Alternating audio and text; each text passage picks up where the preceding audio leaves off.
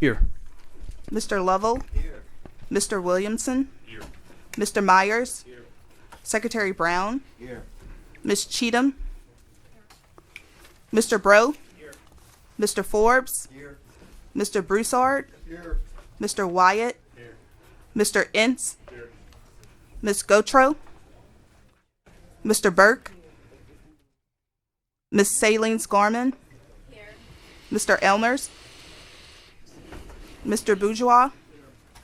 Mr. Hidalgo. Ms. Cormier. Mr. Segrera. Mr. Lane. Here. Representative Zarang. Present. Senator Henskins. Here. Say present, don't you? You have a quorum. All right, thank you, Inger. Moving on to agenda item number 3, approval of the agenda. Members, we're going to make a change to the agenda. We're going to move agenda item number 9 up to agenda item number 6. We're going to be thoughtful of our guests from the federal family here, Colonel Jones and Mr. Elsie. So if I can have a motion to make that change. I've got a motion by Mr. Lovell, a second by Mr. Hidalgo to make that change. Any public comments? Any objection to that motion? We have an approved agenda. Approval of the minutes from our February board meeting that Inger sent around. We've got a motion by Mr. Bourgeois, a second by Secretary Brown.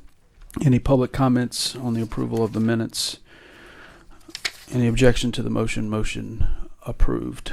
Agenda item number 5, old business announcements. I'm going to call Miss Rebecca Trish up here in just a minute. But members, I'm afraid we need to start this meeting once again today on a somber note. Very sad news to report. Many of you received the news of Mr. Steve Wilson's passing.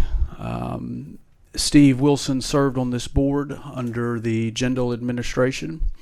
He was the president of the Pontchartrain Levee District, and he also served as the Association of Levee Boards of Louisiana president.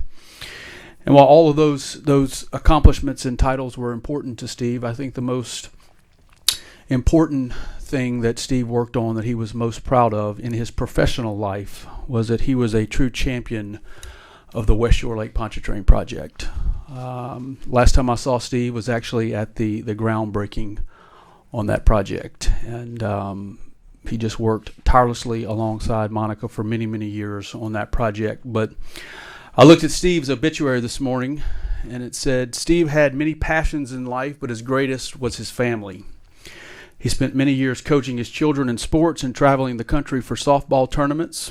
In recent years, he enjoyed cheering from the sidelines of his granddaughter's soccer games, spoiling his granddaughters with love and attention, and joining them on just about any adventure they wished. There was no prouder father or papa than Steve Wilson. And so Steve is survived by his wife Danya, children Casey, Zachary, Quincy, and Aaron, grandchildren Kinsey, who those of you who serve with Steve on this board know that he referred to Kinsey as Petunia, Amelia, Sloan, Adeline, Kaylee, and Corinne. And so Steve's passing definitely leaves a huge hole and a void in the Coastal family. And in honor of Steve's work and in his memory, I'd ask that you join in a brief moment of silence.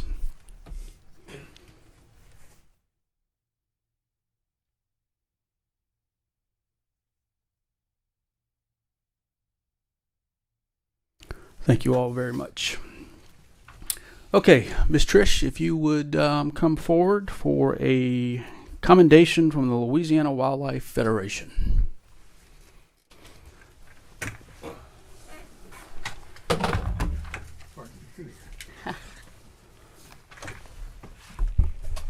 Good morning. I'm being joined by our board member and past president, Dr. Bob Stewart. I think many of you know him from serving on the Governor's Commission. I'm Rebecca Trish. I'm Executive Director for Louisiana Wildlife Federation.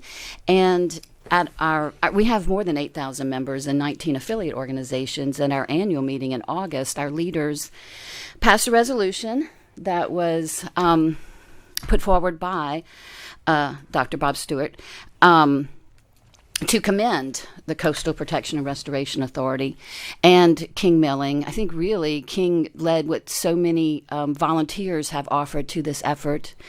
I know that you are just one of many who have come along to serve on this authority to move forward coastal restoration, but I believe we wanted to take a moment to commend what has happened and where we are today in terms of at the final stages of drafting another strategic plan, a master plan for the coast.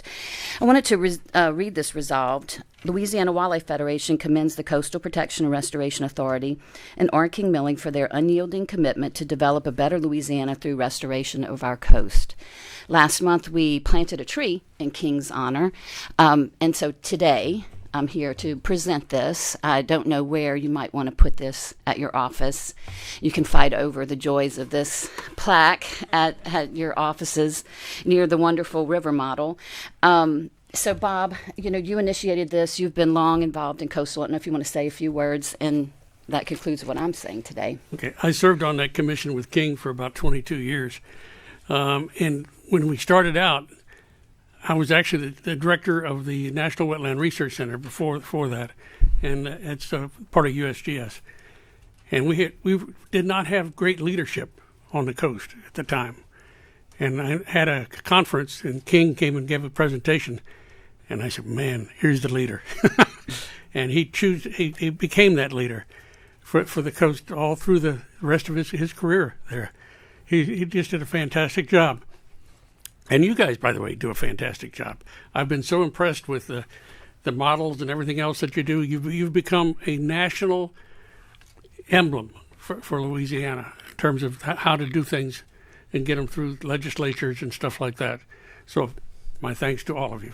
Thank you, Dr. Stewart and Ms. Trish. And I just couldn't agree with you more about King. Not only was he a leader, but he was one of the first leaders to actually sound the alarm on the fact that we have a crisis on our hands and a plan needed to be developed to match the scope and scale of that project. And if I may, Chairman Klein, I think what I appreciated about King Milling is he brought his network, and that was there were some gaps in that advocacy that we really needed. So that's led others to do the same. And you too also have brought your network, and I think every authority, every governor has taken this more seriously, been more committed, and it's so important for our future. So thank you, and keep it up. Get this master plan passed. Maybe we should put that plaque in King's living room. You can visit his tree CPRA at office. Woodlands Preserve. There you go. All right. Thank you all very much. Rebecca, if you just want to hand this over to Bryn, that would be great. Members, or I guess this is for the members of the audience, we do have an overflow room, which I believe is a committee room next door, committee room 3. They're going to be broadcasting the meeting on the big screen. So if you get a little claustrophobic in here, need a little air, you can go next door. And so Charles or Inger, we might want to just look for people lingering out in the hall to where we can direct them next door.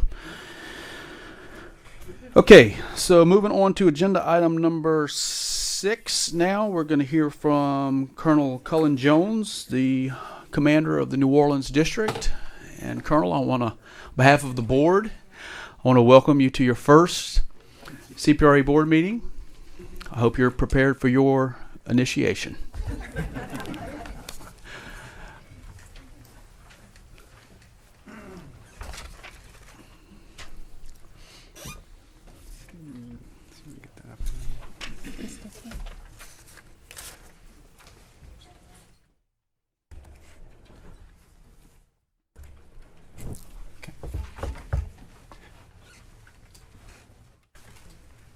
Well, Chairman Klein and the entire board, thank you so much for the opportunity to be able to come here and provide you an update on our ongoing efforts working in coordination with CPRA and Flood Protection Authority East out at the permanent canal closures and pumps, in addition to the progress that we are making down in Grand Isle along with West Shore Lake Pontchartrain and the New Orleans to Venice projects. So in regards to the permanent canal closures and pumps, as a good military officer, I always like to start with the bottom line up front. And bottom line is the Corps working in conjunction with CPRA, Flood Protection Authority East, and our contractors are focused on ensuring these systems are ready for hurricane season 2023. And number two, all levels of the Corps are committed to ensure that eventually we deliver the 35-year design life for those pump systems.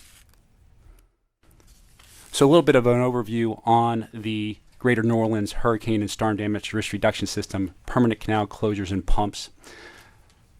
They were designed to be a permanent, sustainable, and adaptable set of structures to prevent surge from entering the 3 outfall canals while allowing local drainage to continue to discharge into Lake Pontchartrain. These stations are only operated during tropical weather events. Most of the time, the gates remain open and the canal's drainage is gravity fed into the lake. These structures were built under a design-build contract and delivered by a joint venture between Kiewit, M.R. Pittman, and Traylor Brothers. Construction started in 2013 and was delivered in 2018. The design specifications, as I stated, require a 35-year design life on the pumps and also to have a level of adaptability built into the systems in the event the local drainage agencies wanted to increase discharge into the 17th and London Avenue outfall canals. So as a little background, in May of 22, we were working in earnest alongside CPRA and Flood Protection Authority East to look at issues and concerns they had at the London Avenue pump number 1, which is an 1,800 cubic feet per second pump. We were able to go through and execute a contract to conduct the investigation, and earlier this year when we got inside, we saw advanced corrosion as the primary cause of failure. Initially, we thought it was due to differential settlement or the foundation settling in a fashion that caused a misalignment of the pump. But once we got in there, we saw this advanced corrosion. And as you can see located in the slides in C, D, and E, this component known as the lower diffuser bearing housing was severely corroded and the bolts were either loose or missing. So that was identified as the primary cause of its failure, and as such, the Corps initiated 2 immediate actions. Number 1, we issued a contract for the repairs to pump number 1 to restore its reliability for service this hurricane season. These repairs are temporary as we continue to look at what the underlying cause of this advanced corrosion was so that we can develop a permanent corrective fix. At the same time, we engaged with the joint venture contractor which delivered these systems so they can start an inspection of the 16 remaining pumps. Of note, the adaptability that I talked about earlier built into this system has an unintended benefit. Despite having an 1,800 cubic feet per second pump down, we still have enough capacity to nearly match the Sewage and Water Board of New Orleans discharge capacity into the London Canal. We are confident that with 1 pump down, the station can deliver the pumping needed to prevent exceeding the maximum operating level for the interior of the canal. I do want to note that pump number 3, which is denoted in orange on this slide, is also presenting increased operating temperatures as compared to last year.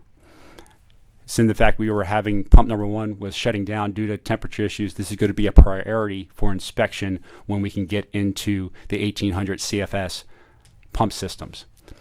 Right now, the 900 CFS pump systems inspections are underway. We are limited in our ability to execute the 1,800 CFS based off the stop logs. The current system has 1 set of 1,800 stop logs and 1 set of 900 CFS stop logs. When I talk about stop logs, these are basically a series of metal bulkheads that we can stack up, establish a dam, dewater the pump, and get in and conduct maintenance and inspection. Currently, the joint venture contractor is in the process of fabricating an additional set of 1,800 CFS stop logs, which we anticipate to be on ground by the 27th of March.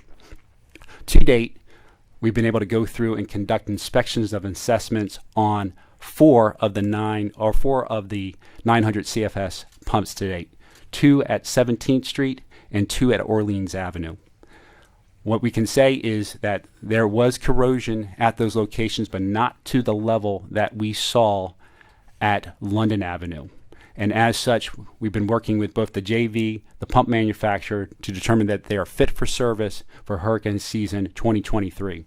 I do want to note that the 1 pump at Orleans is currently undergoing temporary repairs to ensure that it is ready and reliable for service for hurricane season 2023 and should be back up and running by the 20th of March. And when I talk about temporary repairs, what they're currently doing is cleaning off the current corrosion on the system, repainting it to make sure that it's protected, and then replacing the lube line guard on the section based off the corrosion that we saw there. What is important is that we continue to go through and conduct the inspections on the remaining 16 pumps to ascertain, number one, if this corrosion is systemic across the system or if it's unique to London Avenue pump number 1. Well, we acknowledge that there is corrosion throughout, so through this inspection and assessment, we'll be able to, number one, determine the reliability for the system for hurricane season 2023, and at the same time, determine the root cause so that we can develop a long-term repair plan to deliver on the 35-year design life.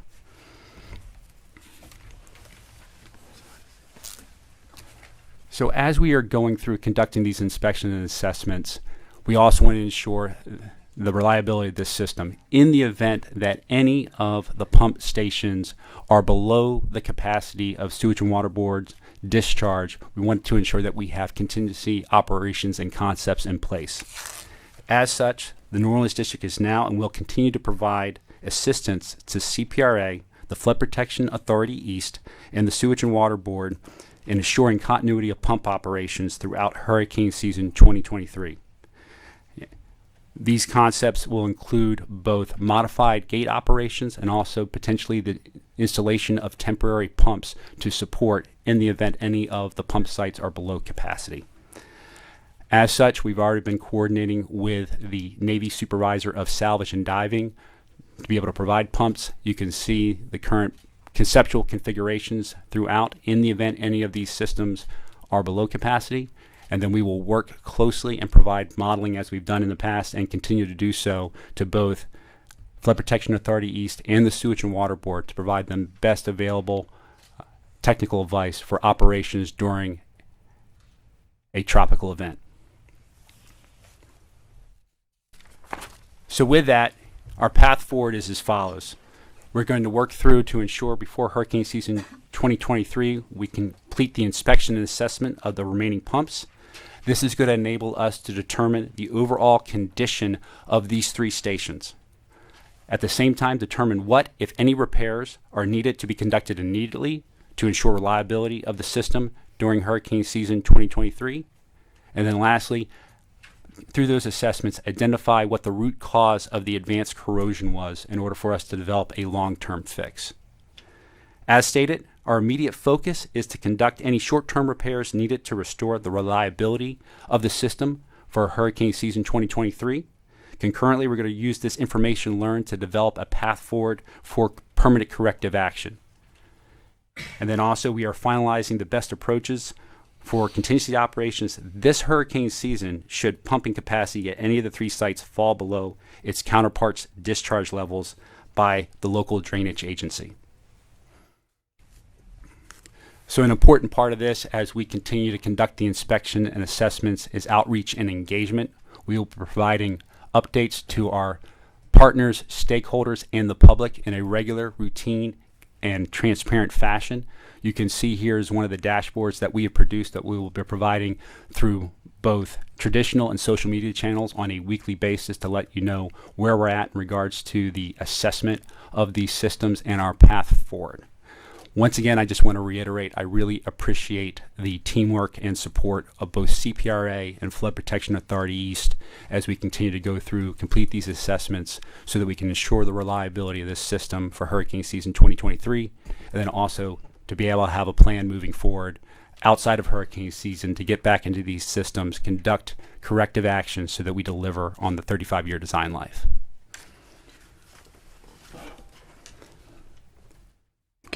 Colonel, can you take a few questions on the PCCP issue? Because I know there's several pumps within each station from London, Orleans, and 17th Street, but it seems that I learn something new every time we get an update here. So you currently have 1 pump in Orleans that has been removed, and you are conducting temporary repairs, and you have 1 pump at London that is being removed, that has been removed to repair that pump as well.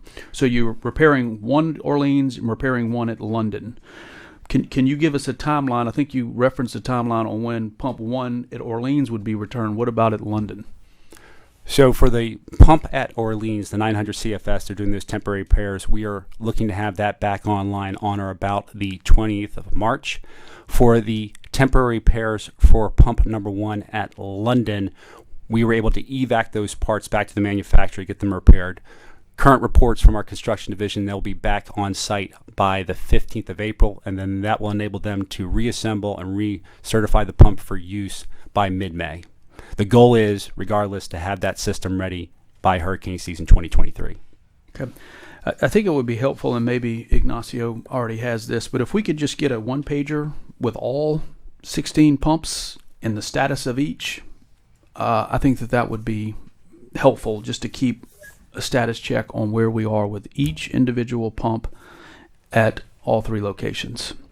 So the slide is helpful, but when we met with the governor earlier this week, maybe I personally missed this, but I thought that we were just talking about one pump at Orleans that was under temporary repair that would be back in for prior to hurricane season. Brenner, Ignacio, I was not aware that we had already removed one from London as well. So we have 2 that are currently out of service, is what you're telling me. So in regards to London pump number 1, that was the one that was shut down, and we started the investigations in May of 2022. As a part of the investigations on the 900 CFS pumps, when they went into Orleans, they also had looked at the opportunity to clean the corrosion, repaint it, and then replace the loom light guard, which is similar to what they did to the first pump at Orleans. It's a short-term interim repair, and they're going to have it back up very shortly by the 20th of March. And as they're going through, we can also see the possibility for them to conduct those short-term repairs in stride to ensure that the system is ready and reliable for hurricane season 2023. Okay. All right. As I mentioned to you, Colonel, in the meeting with the governor, there's a lot of moving parts here, not just various pumps at each location, but you mentioned Orleans Sewage and Water Board, and that you feel that we have sufficient capacity to operate our pumps in the event that Sewage and Water Board are operating theirs, right? Because if Sewage and Water Board of New Orleans are operating their pumps, we have to get that water out of the system somehow. And so there's going to have to be a lot of coordination between CPRA, the Corps of Engineers, SLEPFA, and Orleans Sewage and Water Board to make sure that we have sufficient pumping capacity at all locations. And so I know that you had said if we discover that we are going to have more repairs forthcoming, that you have a plan in place to get some contingency pumps in place during hurricane season, which would be temporary in nature, of course. But there's just going to be a lot of coordination, making sure that everyone has got full visibility on this. And I will say, Colonel, I've been very impressed with your willingness to be very forward-leaning on this, to really grab the bull by the horn, so to speak, and recognize that this is an issue that needs to be fixed, it needs to be addressed, and it needs to be addressed in a timely fashion. And as you've communicated to me on multiple occasions that you are looking at all of your existing authority, all of your emergency authorities, having conversations with the joint venture contractor, the level of engagement between the Corps and CPRA and the governor and the flood authorities, I think, is exactly where it needs to be. But that needs to continue as we continue to do assessments on these additional pumps, because this is an issue of concern. Chairman, I completely agree, and also I appreciate the comment about coordination with Sewage and Water Board. We had an opportunity to sit down personally with Ghassan Corbin yesterday to go through the initial concepts for those contingency plans so that we can start developing and sharing information so that in the event they are required, we've already have the plans in place and they are coordinated. Okay. All right. Any other questions on HISRIS PCCP pumps before we move on to, I believe your next is going to focus on Grand Isle? Ms. Cormier, sorry. Thank you, Colonel, for your presentation. Maybe I missed this, but I know everything. The 2 pumps that are out of service right now will be fixed by June, and then you're going to continue your investigation as to the other pumps. So my question is, could it be possible that this same corrosion is happening in other pumps, and during hurricane season we're going to be having to deal with that as well? I just want to let the citizens of New Orleans know that that might be something that we're going to have to deal with. I'm a little concerned about that. Ma'am, I understand completely, and that is the purpose of our ability to go in and inspect and assess the remaining 16 pumps. To date, of the 4 that we've seen, none of them exhibit the same level of corrosion that we saw in pump number 1 and are fit for service for hurricane season 2023. Doing those interim repairs to ensure that. We're continuing the assessments of the remaining ones as well, and as we go through, if we identify any that are below capacity, we'll immediately execute repairs so they are ready for hurricane season 2023, and also have contingency plans in place if the capacity is below. So my question would be, all of those inspections are going to be prior to hurricane season? Correct, ma'am. Okay, thank you. That's what I needed. And Lori, I'll tell you that when we met with the governor and the colonel day before yesterday, that is exactly what Casey Tingle, GOSEP director, asked, specifically on the Western Closure Complex, largest pump station in the world. You know, we're seeing similar issues within the WCC, and the answer, I believe, Colonel just Negative. addressed It is operating as designed. Okay. Thank you. Okay. Let me call a timeout here for a second, Colonel. So I'm getting text messages that the meeting is not being broadcasted. Do you? I'm looking at it. It is? Okay. Well, if Inger says it is, it is. It looks like it's not showing that it's streaming on the legislative website, but on the House website, it is streaming. It is live. We have the link on our Facebook page right now. That's because the chair of the Appropriations Committee is sitting to my left.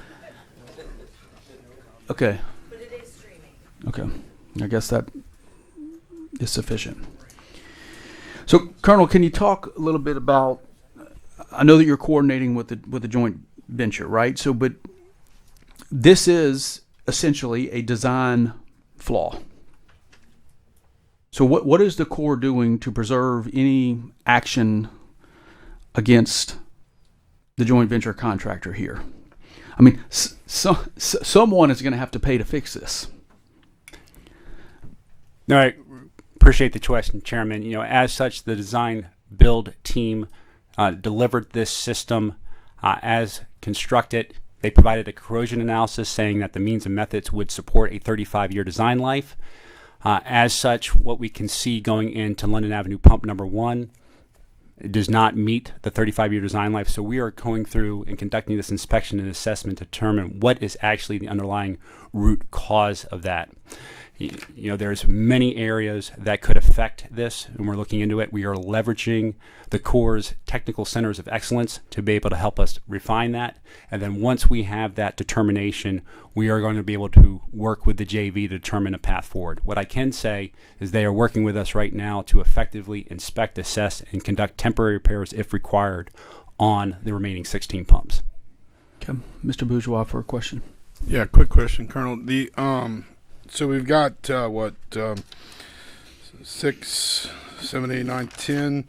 10 of these pumps are 1,800 and 6 of them are 900 CFS. How similar are they? And would a strategy of having a swing pump standing by, having an additional pump that could be dropped into place, because if you've got to pull the pump anyway to repair it, you could drop a pump in its place, and always having a set of swing pumps in 1,800 and a 900 CFS capacity somewhere, because you've got such a need here with the number of people that live behind these pump stations. Just a question.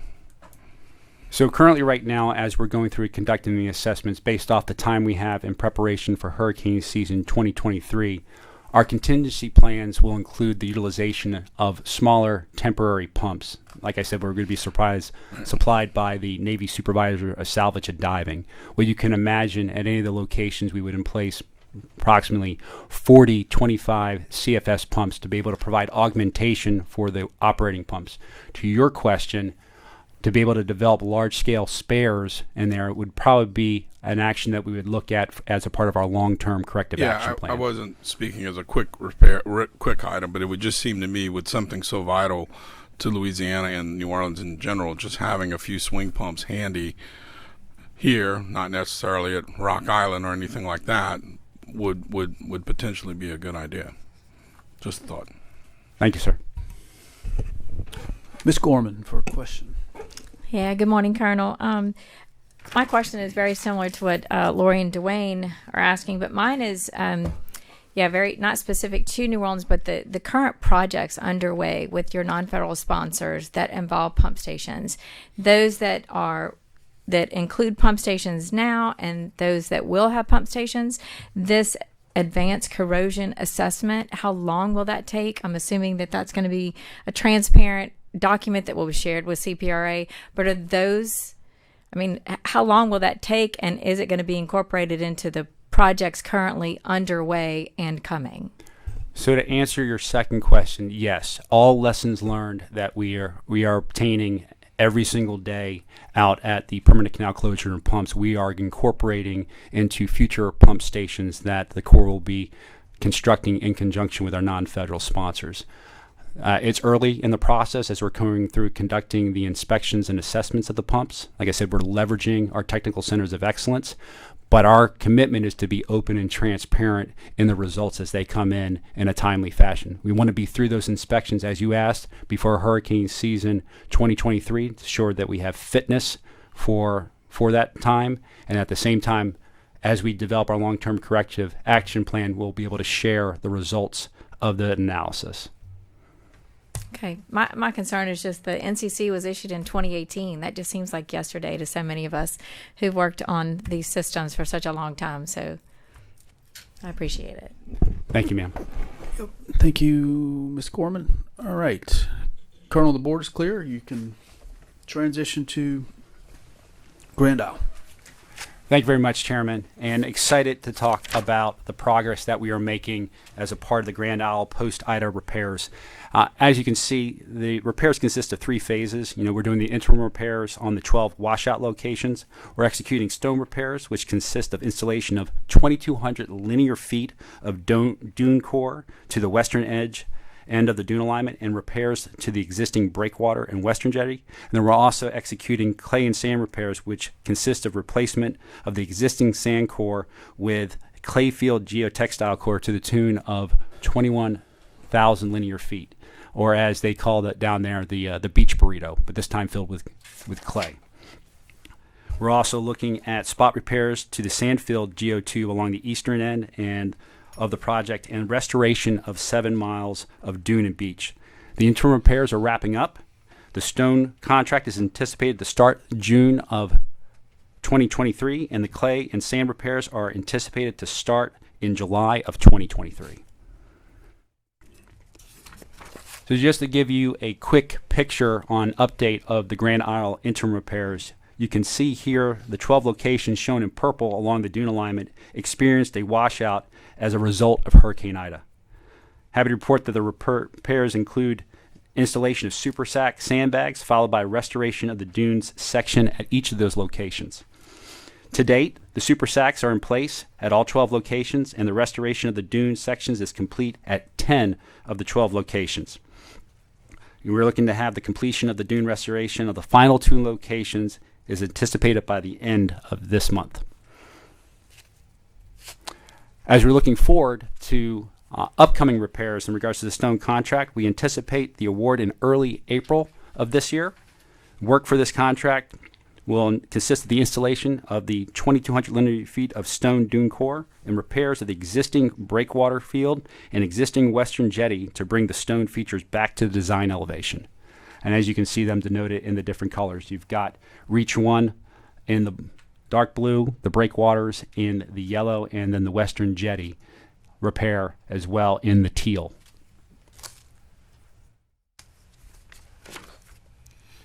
Additional upcoming repairs that we have in regards to the dune core repair beach renourishment contract. We anticipate it to be advertised later this month with a contract award date looking at late May. The contract work will entail installation of approximately 4 miles of geotextile wrapped clay dune core, repair to the existing sandfield geotube core, and dune and beach renourishment via dredge pumped sand to restore the dune and beach to the design grade. And you can see those denoted in both the sand and dune core in green, and then the repair and cover of the existing geotube with sand on Reach 3. So excited to be able to go back through and conduct these repairs post-Hurricane Ida. Probably one of the aspects that we're really excited about is working alongside CPRA and Grand Isle, looking at the Grand Isle project for reevaluation. You know, funding has been provided to evaluate alternatives to add resiliency to the existing project. You can see the timeline of completion is approximately 3 years, and an entire myriad of potential alternatives that are not limited to the following. You know, both the mayor and the resident of Grand Isle have indicated support for construction of new offshore stone segmented breakwaters, similar to the existing eastern breakwater field, as well as recently constructed 6 breakwaters at the western end of the project completed under the BB-18 construction project. In addition, CPRA recommended extension of the western jetty to reduce erosion at the western end of the project. So we are excited to be able to work in conjunction with the non-federal sponsor to conduct this evaluation to see what is in the realm of possible to make sure Grand Isle continues to be ready and resilient in the future. Representative Zarang, you have a question on Grand Isle? Yes. Thank you, Mr. Chairman. Thank you, Colonel, for being here this morning. So you are looking at long-term resiliency for the overall project, right? That's part of the assessment.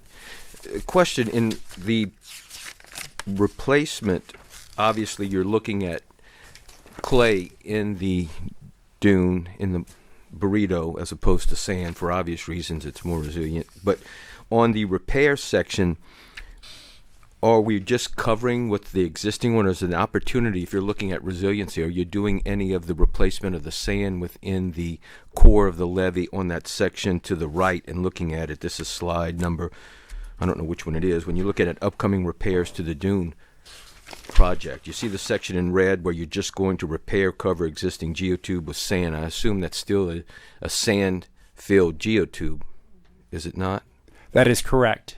And to answer your question, that would definitely be a part of our general reevaluation report to see what would be in the realm of possible to increase resiliency on the island in the event of a tropical event. Okay, I'm just wondering, while it's exposed, or you have some areas, has it considered maybe looking at using a clay core and some of that while you're doing it? Currently, under our current authorization and funding, the ability for us to do that would require us to go through the reevaluation report. Our primary focus is, number one, to get the system back in place to provide protection, and then as we go through that general reevaluation report to see if there's opportunities to make it more resilient in the future. Okay. And on the temporary repairs where you're using the bags, those aren't going to be incorporated in the ultimate long-term levee. Those will be removed and replaced with the geotube, right? Or they are part of the levee? So in regards to the establishment of the super sacks, they are going to be in place and then topped with sand. So they will be, in lieu of the tube, the geotube, you're using the sacks as the core? Sir. Yeah, please go ahead. This is Nick Sims. Good morning, Representative Zarang. Hey, Nick. So the areas, the super sacks that are in there, they will be replaced. They'll be removed, and then you'll have the replacement with the clay in the green and then sand in the red. And for your first question, so what we saw there on the eastern side, there wasn't much damage on that area. The sand burn performed. So that's why that area, we're just doing spot repairs to that area. But then on the western side, that's where we saw the washout and the damage. So that's what we're replacing with the clay core. But as Colonel said, we will look at our reevaluation if the entire berm needs to be replaced with clay. But what we've seen now to get out there and get these replacements was that eastern end performed, so we're just doing spot repairs. Okay. Thank you, Nick. Thank you, Colonel. No problem. Colonel, I do think quality of material is important.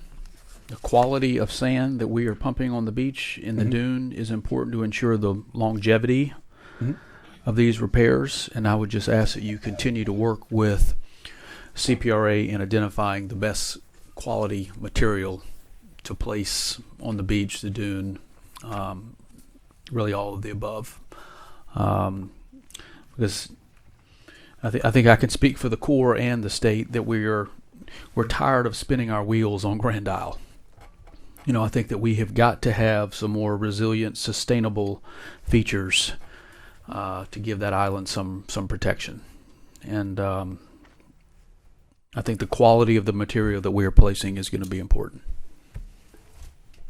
I wouldn't agree more, our chairman. And we're going to be looking at, as we get ready to place those elements, we'll make sure that our engineering team conducts an assessment, ensure that it's fit for service so that we build it right. Okay. Thank you. All right, any other questions? Are you done with Grand Isle, sir? Or you Yes, have Chairman. Okay. Any other questions on Grand Isle? Representative Zarang does not want to be on the screen. All right. Let's move on to West Shore Lake Pontchartrain. No, thank you very much, Chairman, and also be able to provide an update on the West Shore Lake Pontchartrain Hurricane and Storm Damage Risk Reduction Project. As you can see in an overview, the West Shore project will involve the construction of over 18 miles of risk reduction features through the mostly virgin swamps of St. Charles, St. John the Baptist Parish. The project will also include 4 miles of localized flood risk reduction in St. James Parish. The West Shore will provide flood risk reduction to approximately over 60,000 residents that currently do not have any protection. The project will include 2 pumping stations, 7 drainage structures, 35 utility crossings, and require approximately 4 to 6 million cubic yards of embankment material. In addition, we're in the process of constructing 9 separate access roads or land bridges, as our Deputy District Engineer would call, that are needed to actually access those sites. So a lot of progress moving forward in regards to the construction of the Western Lake Pontchartrain. As you can see, a lot of completed contracts and ones that are currently ongoing. Excited to report that we got our first levee contract, was awarded in December of 21 on the 22nd, or December 21, 2022. We're excited the fact that we're going to be able to conduct a commemoration ceremony of the construction of the first levee lift later in May. We're also scheduled to award the next levee contract on the 16th of March of this year, and then we're moving forward to advertise additional projects. In addition to that, we've executed the survey and borings for the St. James Parish. We are sharing that information with St. James Parish as they look at opportunities to build resiliency in their systems as well, and that we are also received the design funds from CPRA and Pontchartrain Levee District to look at the adjustment of the alignment to allow for the Port of South Louisiana's runway extension. So I want to be able to provide some pictures and updates on the ongoing construction as they conducted throughout probably one of the more challenging environments that I've seen during my engineering career. The 2 upper photos show pictures where we have placed sand to create the foundations upon which the levees will be constructed, being able to get out into those remote locations via those land bridges that we talked about. The bottom left photo shows material being hauled from Bonnie Carey Spillway and stockpiled in close proximity to the levee alignment. This is important because as we go into storm season, it will enable us to continue to get access and conduct construction, even in the event that we are dealing with a tropical weather event or high water. And then lastly, the bottom right photo shows clearly that it was done in order to obtain borings to get out to look at the previously cleared levee alignments. Once again, very challenging environment, working in conjunction with our industry partners to get out on site, to get the information we need so that we can start building these systems effectively and efficiently.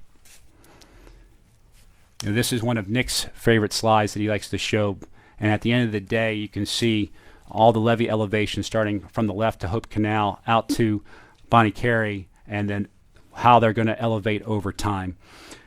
The biggest takeaway here is to show you that elevations will be increasing each year, providing increased levels of risk reduction. By the end of 2024, the levees will be constructed to around 6 feet, and by the end of 2025, the levees will have been raised between 6.6 feet and 12.5 feet.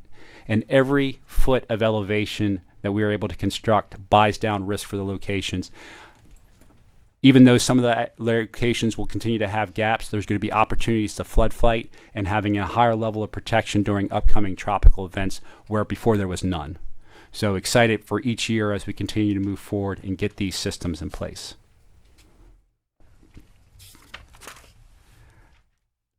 Also, we're happy to report that we got the FIXA, or the Federal Cost Share Agreement, executed with CPRA on the 27th of February.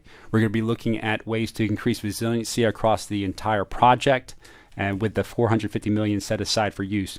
Of particular note, given the recent events with St. James Parish looking at the construction of the West Shore Connector Levee, we've met with them to be able to discuss parish plans, looking at how we can share information, and as we go through this reevaluation, see what opportunities we have based off of the current ring levee systems that we have there.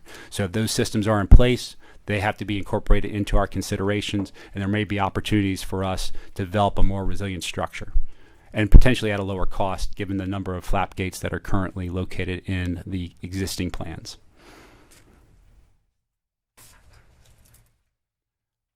I'll pause there to see if there's any questions on West Shore. You got something, Z? Yeah, just a quick comment. Thank you, Colonel, and appreciate all the work y'all are doing on this, but especially appreciate the comment in regard to every foot reduces risk. And I would ask if you would please convey that to your sister agency, FEMA, in terms of what we're doing here to let them know that's the case. Thank you, sir. Thank you. Secretary Brown. Good morning. Thank you, Mr. Chairman. Thank you for being here, Colonel. How many land bridges did you say was constructed?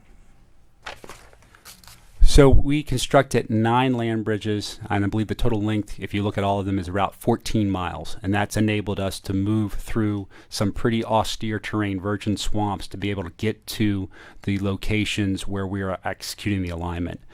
I'm also happy to report that we're using some very innovative engineering technology to ensure that we can produce a footprint that minimizes the environmental impacts. And then also, as you've probably seen, we're also excited the fact that we've been able to team with CPRA to utilize the Maurepas River diversion as a part of our environmental mitigation in support of this. So, Right. leading the way on multiple fronts. Right. We appreciate it. Thank you.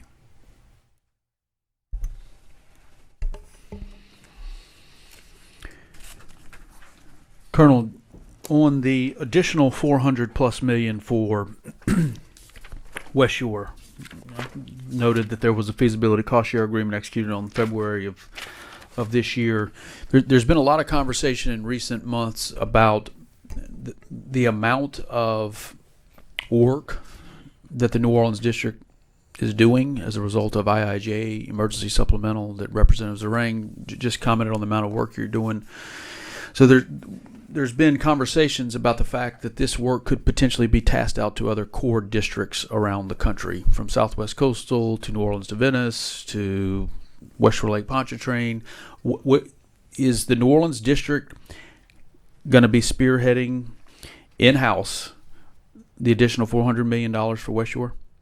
So as a part of our regional delivery, we are looking at multiple opportunities to leverage talent across the Mississippi Valley Division. So we have district teammates that are supporting other elements throughout South Louisiana, but at this time, West Shore Lake Pontchartrain is directly under the New Orleans district. Okay.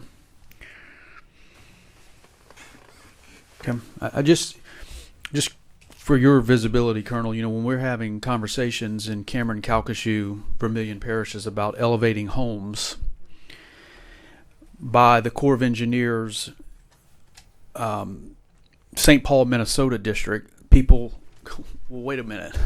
How is that going to, in practice, how is that going to work?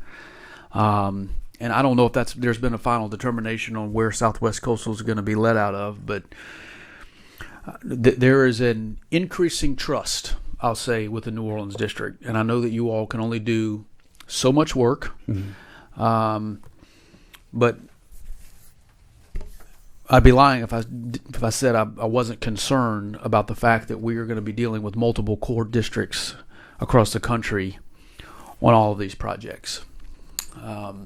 So hopefully you can just serve as the primary liaison for us. I don't know exactly how this is going to work. I know we're still waiting on guidance and rules and regs to be issued on some of these things, but I know in conversations with Ms. Cormier, that is obviously a concern for the residents of Southwest Louisiana. And I know we're not talking about Southwest today, but just the tight coordination, the tight collaboration needs to remain. And Chairman, I couldn't agree more. And as you stated, the New Orleans District will be your one door to the core. We are leveraging their talents and expertise, but we are going to be on ground, maintaining the relationship, taking the feedback. I can tell you that of some of the regional deliveries, we've had their project managers to include their district engineers on ground to view the sites, to make sure that we develop that connective tissue between our knowledge that we've gained while operating in South Louisiana, and at the same time maintaining ready and constant contact with our local stakeholders to ensure they're being delivered in a timely fashion. Okay. One door to the core. Y'all write that down, okay?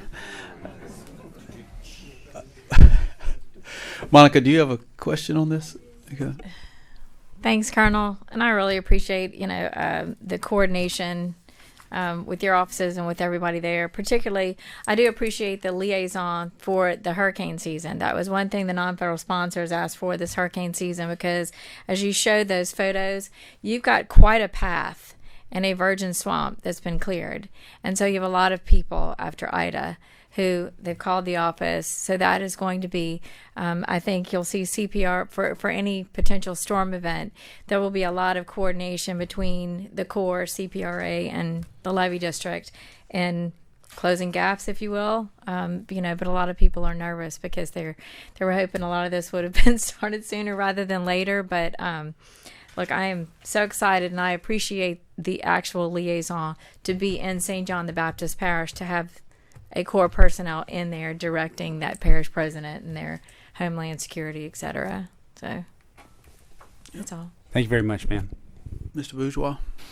I like this one door to the core. I really do. I just would mention that one of our projects, Mr. Henry with us, all the folks in St. Charles, upper barotraceous risk reduction is being handled, at least the PED for that, through St. Paul Division. And I will say this to maybe calm some nerves on it. We've had pretty good opportunities to get those folks onto the ground and take a look at things. I think we have another one planned April sometime. I don't remember. Brad was talking to me about it, and it's a high level group coming in. It's the colonel, right, I believe, and others in that group. So it seems to be that it is working, that we do have the one door to the core, and I just would want to continue to encourage that. No, I appreciate that, Mr. Bourgeois. As you stated, we're going to be able to bring down both the district engineer along with the senior project manager as we move on with Upper Barataria. As such, maintaining that connective tissue, ensuring that the New Orleans District maintains the relationships on the ground. And then we've also had success with that as well with New Orleans to Venice project, which, the 10 contracts are going to be executed and oversighted by the Memphis district. We recently had Colonel Saucer and his team down to conduct an assessment, and they're coming back down as they continue to develop their schedules. I mean, I'd have to say that there's some obvious inefficiencies in doing it this way, and that is a concern. I mean, it's one thing to get a group down from Memphis. It's another thing to get a group down from St. Paul, Minnesota. So it is a concern in that regard, and I would say that we've got to strike the balance of getting them the on the ground situational awareness they need with the cost of the travel and everything that goes into the project and takes away from the dirt. So, just thoughts. All right, thank you, Mr. Bourgeois. Ms. Cormier? Colonel, thanks again.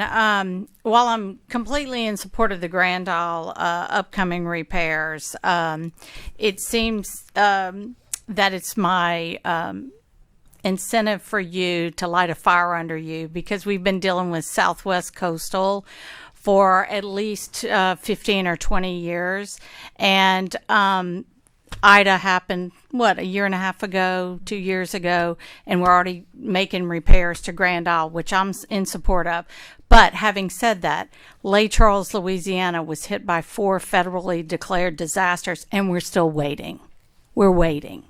So we need a fire under you, Colonel. We need our cooperative endeavor agreement signed. We need work done now. So I'll say, work done now. Work done now. Seems like I have to repeat everything 3 times. But I'm just encouraging you. I know, you're new, and we're glad to have you, but I've been waiting around for a long time, and I need to see some action. So I appreciate it. Ma'am, I really appreciate the comments and consider the fire lit. As such, I just want you to know that this has visibility at the highest echelons of the Corps. I can tell you that as recently as yesterday, the Deputy Commanding General for Civil Works and Emergency Operations conducted a non-structural summit, of which Southwest Coastal was at the forefront given the scope and scale. So working in conjunction with our partner districts, we're going to be ensuring that we're getting out on site, being able to conduct the aggregations, determine what is in the realm of possible for both residential, commercial, and public facility protection through non-structural means. Thank you. Because according to the Weather Channel, we're the most weather-beaten place in America. So we need some help, and we're tired of waiting. So I appreciate it. Thank you, ma'am. Door to the Corps. Lori, I think you just blew it off the hinges. So, all right. The board is clear on West Shore Lake Pontchartrain. Colonel, let's go to NOV. Thank you very much, Chairman. And then as we go through and look at the New Orleans to Venice project, as you can see here, it was authorized in 1962. Thankfully, we were able to get funding through supplemental appropriations from HISDRS to the tune of approximately $1.4 billion. The project is authorized to the 50-year level of risk reduction with portions of the non-federal levy to 20-year to 25-year level of risk reduction due to funding constraints. 22 of the contracts have been completed with construction ongoing for 7 reaches. And then the Disaster Relief Supplemental Appropriation Act provided an additional $783 million to construct 10 reaches to the 50-year level of risk reduction. As noted, as you can see here, that still leaves 5 contract reaches unfunded. So as you can go through and see that we have funding for 10 reaches that are going to be at full federal expense. You can see the majority of these levies that will be conducted throughout.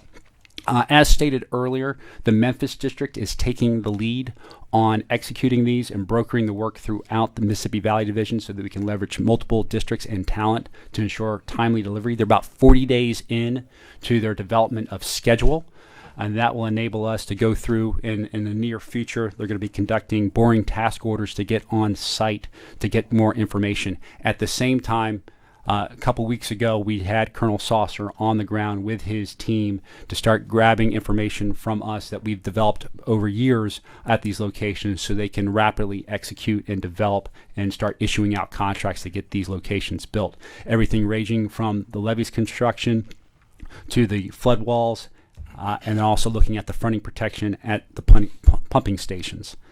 And then continue to move forward as we get updates on the work. We'll be able to provide them to you as the One Door to the Corps as this project gets underway. Excited to get President Hinckley and his team out on site as well as we continue to identify opportunities to get it built.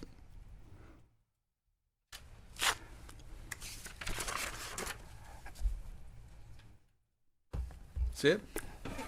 That's it, Chuck. So, Colonel, one of the things that we have been working through our congressional delegation as it relates to the most recent word of bill was to give the Corps the flexibility to build portions of the system as it relates to NOV that were not authorized under the authorized alignment, so to speak. And I think you know where I'm going here with Point Celeste pump station. Can you give us where your council's interpretation is on the language that was included in the word of bill as it relates to Pump Celeste. I do know that we've got Mr. Helmers here with Plaquemines Parish. We've got legislators here to look for funding requests for this legislative session to build that pump station.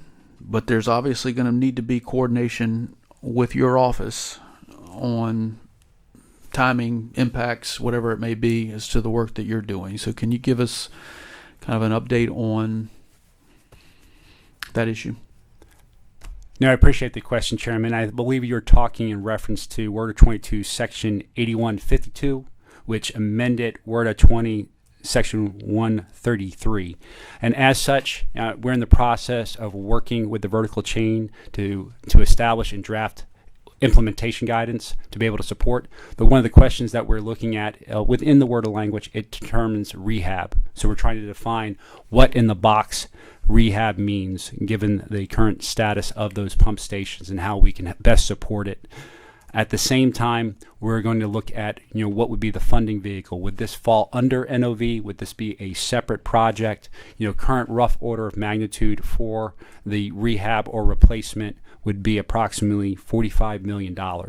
So we are actively working at the district level through the vertical chain to provide what we would see would be in the realm of possible as we work through. So I want to be careful with my comments here, Colonel, because I don't want it to sound like I'm complaining about the fact that New Orleans to Venice got $783 million. But I think I can speak for President Hinckley, former President Lapine, Mr. Helmers, that number just kind of fell out of the sky for us. We were in lockstep with the federal government on Morganza and Southwest Coastal and West Shore Lake Pontchartrain and all of these things, and $783 million is a huge chunk of change for a system that is almost completed. And so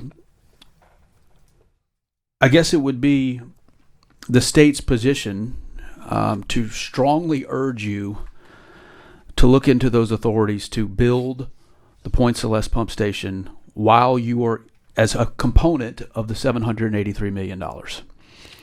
That is a priority for the state, and it's a priority for this board, and it's a priority for Plaquemines Parish as well. And so I think we were in lockstep on clear lines of communication with members of our congressional delegation, the Biden administration, on all of our priorities. And we were kind of caught, I'd say, flat-footed on the $783 million because there wasn't that much coordination on this specific project, as it is being led strictly by the Corps of Engineers. It's 100% federal. But I will say it again. It's a priority for the state, it's a priority for this board, and it's a priority for the parish. Mr. Helmers, I don't know if you want to jump in here. Yep, you do. I see you blinking. Yes, sir, Colonel. After Ida, it took us almost 9 weeks to dewater. We cut the parish in half. We had over 9 to 12 feet of water from the surge. The NOV project is wonderful. It's getting pulled. But if we don't have the capacity to pull that water out or to prevent that water from coming in, our parish is cut in half. Our residents on the southern end who benefit from the NOV system that was put in did not receive one drop of flood water during Ida, but they were cut off from New Orleans by that large amount of water. Without that pumping station in place, they're stranded. They're on an island. If we don't get them out of there, they're stuck. And not to mention that we have billions of dollars of investment going on in our port structure right now in that same area. So we are definitely, again, lighting the fire, as Ms. Gorman said, that this pump station is critical to this part of our parish to keep it as one parish. So we ask you to look at that. We understand that the wording and the language and the funding, but as Chip said, that $783 million kind of fell out the sky. We didn't expect that. We didn't know, but we would want, before anything else, is that pump station to be complete, and that solidifies the NOV system. Thank you. Sir, I greatly appreciate that feedback, and Chairman, acknowledge all we are working on drafting those elements and working with the vertical chain. And as we get updates, we'll be sure to provide them to you. Okay, Colonel, thank you. I know that you have a video conference call that you need to get on for 10:45 on the 6th floor. So I'm going to do you a favor here, Colonel. We're just going to go ahead and end your presentation here. It looks like the board is clear. But, Colonel, I do want to thank you for being here today. As I've told you many times before, I think it's important that this board hear from you from time to time. And I want to thank you for your willingness to provide this update and all the work you're doing. I'll just tell the members that this commander has truly hit the ground running, from Barataria to Maurepas to all of the projects that he just talked about, to the issue that we're having on the pumps. It's clear to me that he is a doer, and I appreciate that. Thank you very much, Chairman, and thank you very much for the time for the board to be able to present these updates. Yep. Thank you, Colonel, very much, and I will see you later this afternoon. After that. All right, members, let's moving on to agenda item now number 7, which is a CPRA implementation update from Director Haas. Mr. Haas is going to give an important update, but this isn't the most important thing that Mr. Haas will do today. The most important thing that I have to ask is, what are you getting your wife for her birthday today, Bryn? My undying love and admiration. Make sure Miss Sarah sees that clip. You preempted me, Chairman Klein. I was actually going to take a moment of personal privilege to wish Sarah happy birthday. So thank you for that, and I know she'll appreciate it. She certainly deserves it for putting up with me for as long as she has. Indeed, she does. So good to be here as always, Mr. Chairman and members of the board. Want to just talk with you a little bit about, as I do each month, some of that recent activities, some things that have been going on with CPRA, and some things that are on the horizon, getting ready to come up at CPRA as well. So happy to report that we're maintaining a healthy list of active projects. It's still in the triple digits. We've got 100 active projects currently, 40 of those in construction. Those are projects that I'll get into a little more detail in a moment, but projects like the Long Point Bayou Marsh Creation Project in Cameron Parish, the Sycamore Point State Park Improvements Project in Iberia St. Mary, and the St. Bernard Pump Station repairs in, as you guessed it, St. Bernard Parish. 57 projects are in engineering and design, so projects like the LaRose floodwall improvements and the Atchafalaya Basin Program, Point Capee water quality improvements, and 3 projects are currently in planning.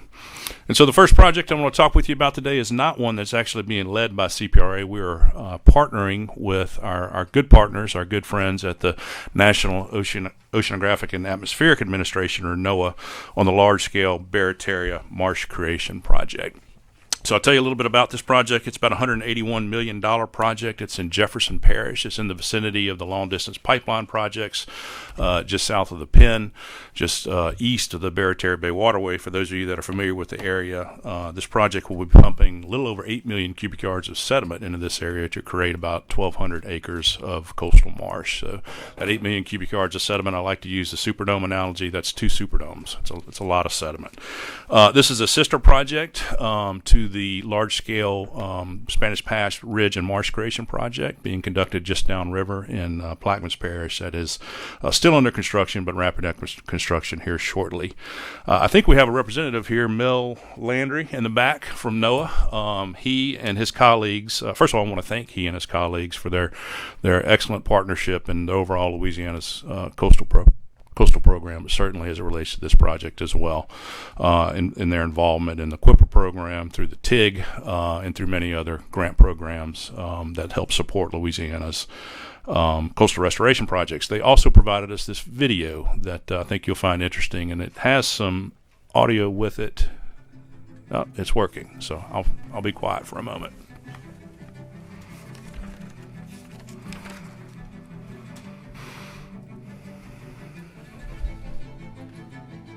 Restoration is something we do a lot of and are experts in. The size of this project is very unique. This is the largest project our office has ever undertaken. We're constructing in what was previously 2 to 3 feet above water. You've got a dredge in the river. You've got 13 miles of 30-inch, 3/4-inch steel pipeline. you've got these marsh bugs pushing this stuff around. We're going to take the sediment that we dredge from these two borrow areas, we're going to pipe it through a temporary sediment pipeline, and we are building containment dikes around these marsh creation areas. The sediment pipeline comes from the river, and it goes over the levee, goes under a railroad, under a highway, and then it goes to marsh creation areas. There's a lot of habitat being created. There's a lot of sediment being moved. It's a proven technology. It works.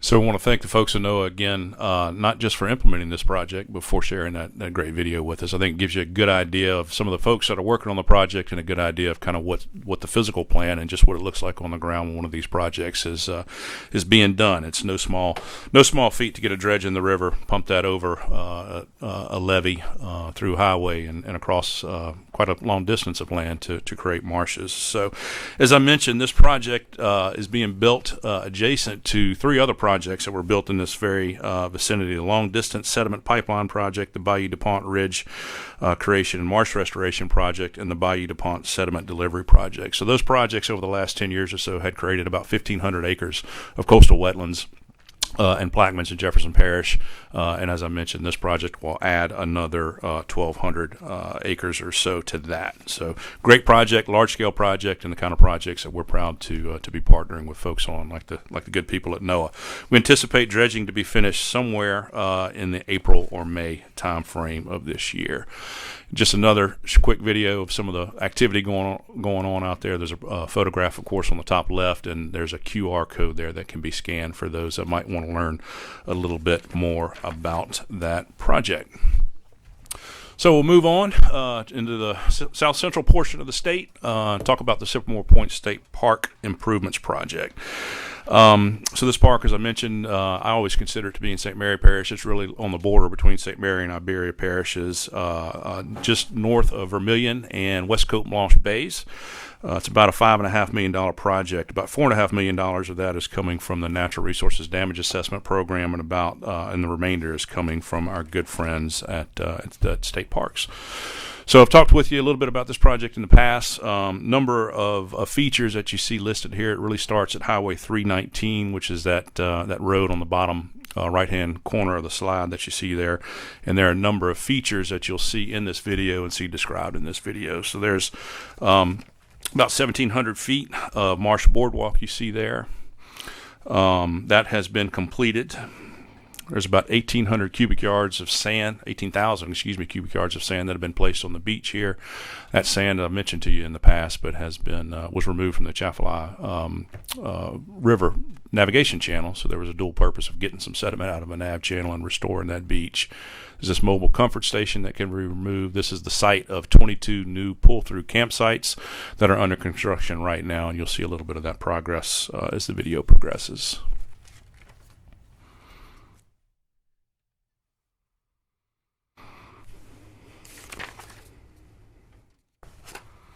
So excited to continue completing this project. This is Quintana Canal. You can see some of the rocks that have been placed there in association with this project as well.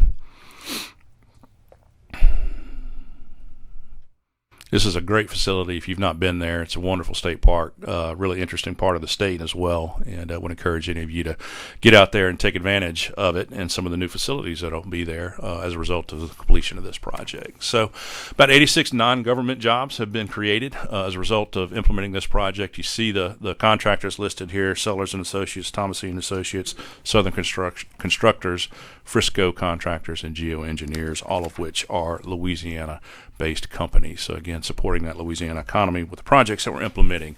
Moving to the west, into the southwestern portion of the state, happy to report that the Long Point Bayou Marsh Creation Project has gotten underway. This is in Cameron Parish. It's just south of Hackberry, east of Highway 27, and west of the Calcasieu Ship Channel. So this project is unique in a number of ways. This was a project that we partnered with EPA on through the CPRA program to design. CPRA took the lead in designing it, but EPA was our federal partner. And it's the first project that was designed within CPRA and then moved out of the CPRA program and constructed through oil spill damage dollars. Now, this is non-BP oil spill dollars, I'd like to point out, but the federal trustees using those non-BP NERDA dollars are funding the construction of this project, which is about a 400-acre marsh creation project, and you can see the location there in the green hashed area. It's also the first project that CPRA has ever designed that the Corps has picked up and bid out, and so that's a big step. And as Chairman Klein mentioned earlier, the relationship and the trust, I think, between CPRA and the Corps of Engineers has certainly grown over the last several years. This is certainly evidence of that happening as well. So we're happy to report that. So just some photos of the project site. This is pre-construction just a few years ago. You'll see some containment dikes being constructed here in just a minute. We're about halfway done completing those. Anticipate dredge material to be placed and be completed by fall of this year. And again, as I mentioned, with the beach sediment that was placed at Sycamore Point, the sediment that will be placed within this area is all coming from the Calcasieu Ship Channel. So this is a beneficial use project serving dual purposes. As I mentioned, we're restoring coastal wetlands. We're also getting sediment out of a navigation channel at a reduced cost both to the Corps, who's doing the maintenance dredging, and a reduced cost to us implementing this project.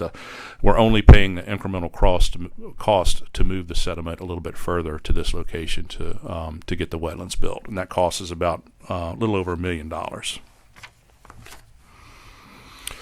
So we'll move on. A number of folks working on this project as well. Again, lots of companies that are either based in Louisiana, headquartered in Louisiana, or have strong presences here.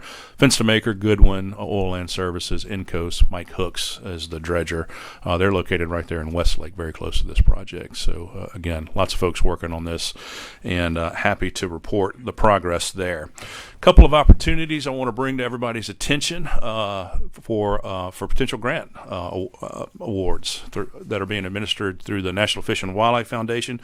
The first is the 2023 National Coastal Resilience Fund. Requests for proposals are being asked for already. They are due on April 12th before midnight.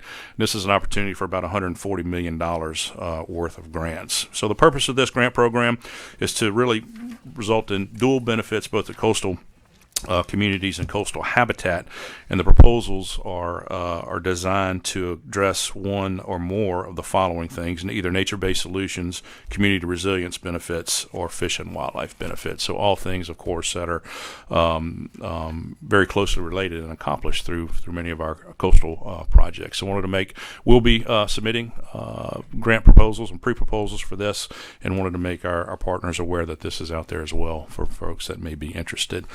Full proposals will be by invitation only, but those invitations should come sometime around the mid or end of May, with an due date of sometime in late June.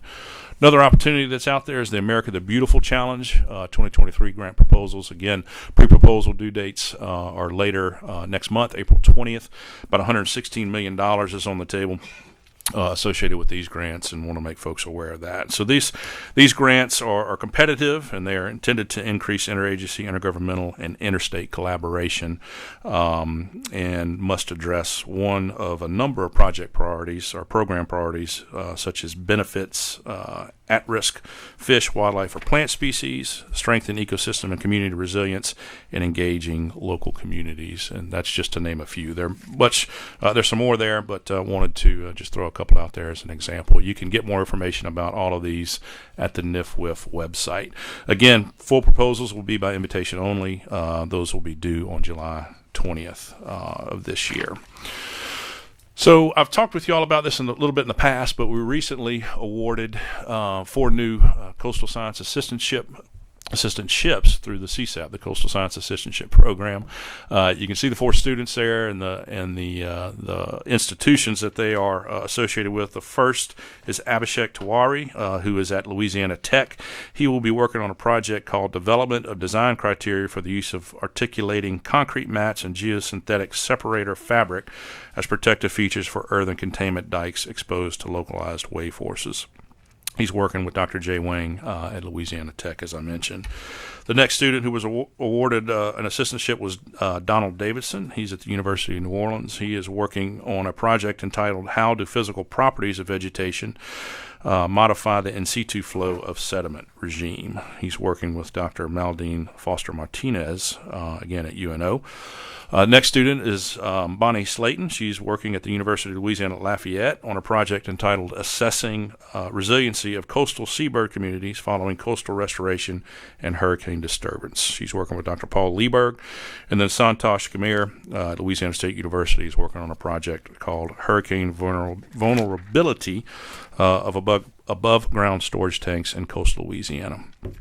Working with Dr. Sabarathanam Kameshwar, again at LSU. So just to give you, I know those titles were a mouthful, but the idea behind this, of course, is for CPRA to support academic research that in turn supports Louisiana's coastal program. And so you can tell by the titles of those topics that these guys are investigating that they will do just that.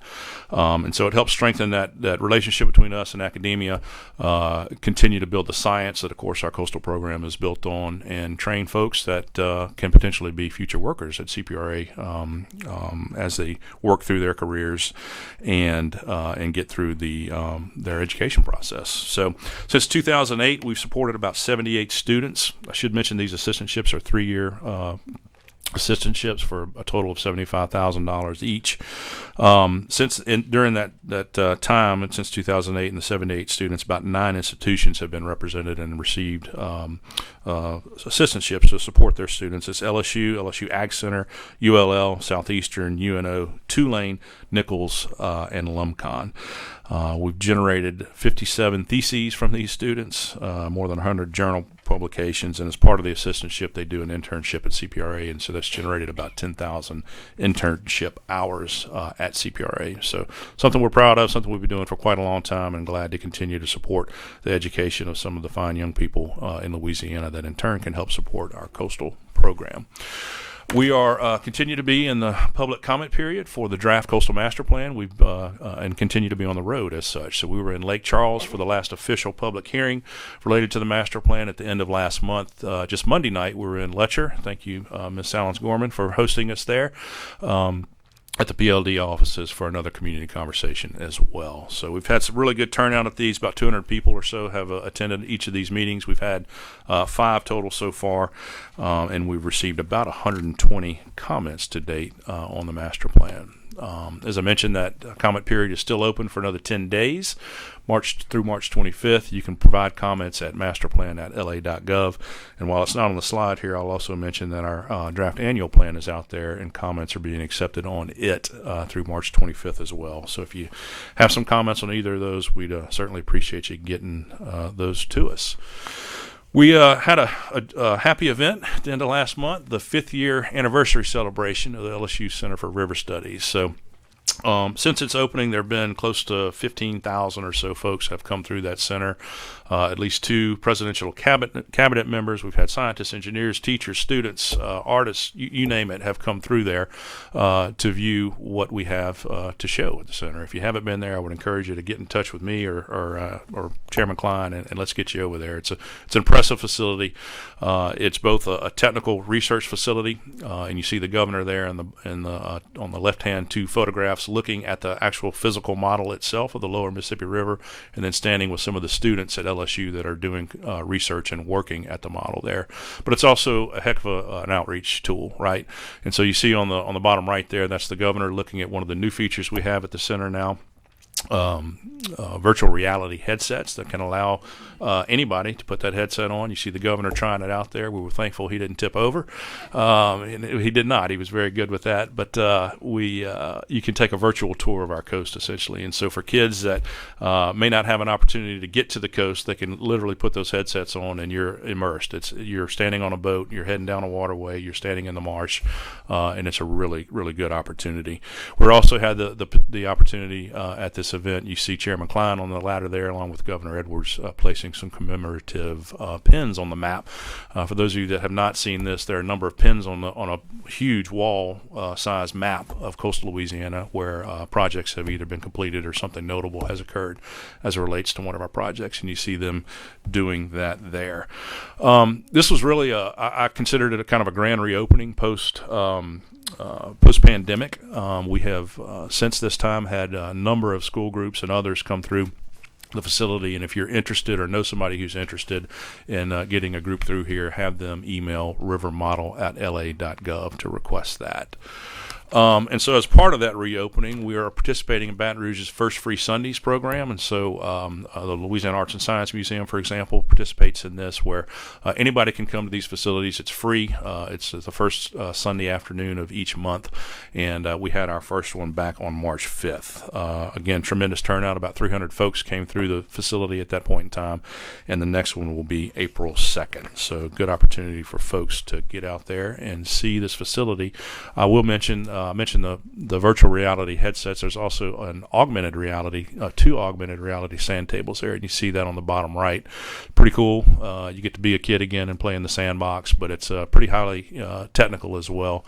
There's essentially a LiDAR system that can measure the elevation of sand. So as you pile sand up or dig sand out, it manipulates the way water moves. You can make it rain, literally, on the table and see how changing landscape can affect the way water and sediment moves. So happy to have that back open, and I can see the entrance of that from my office, and I can tell you that there's been a steady line of traffic, lots of school buses coming through there just over the last couple of weeks or so, and looking forward to continuing that into the future.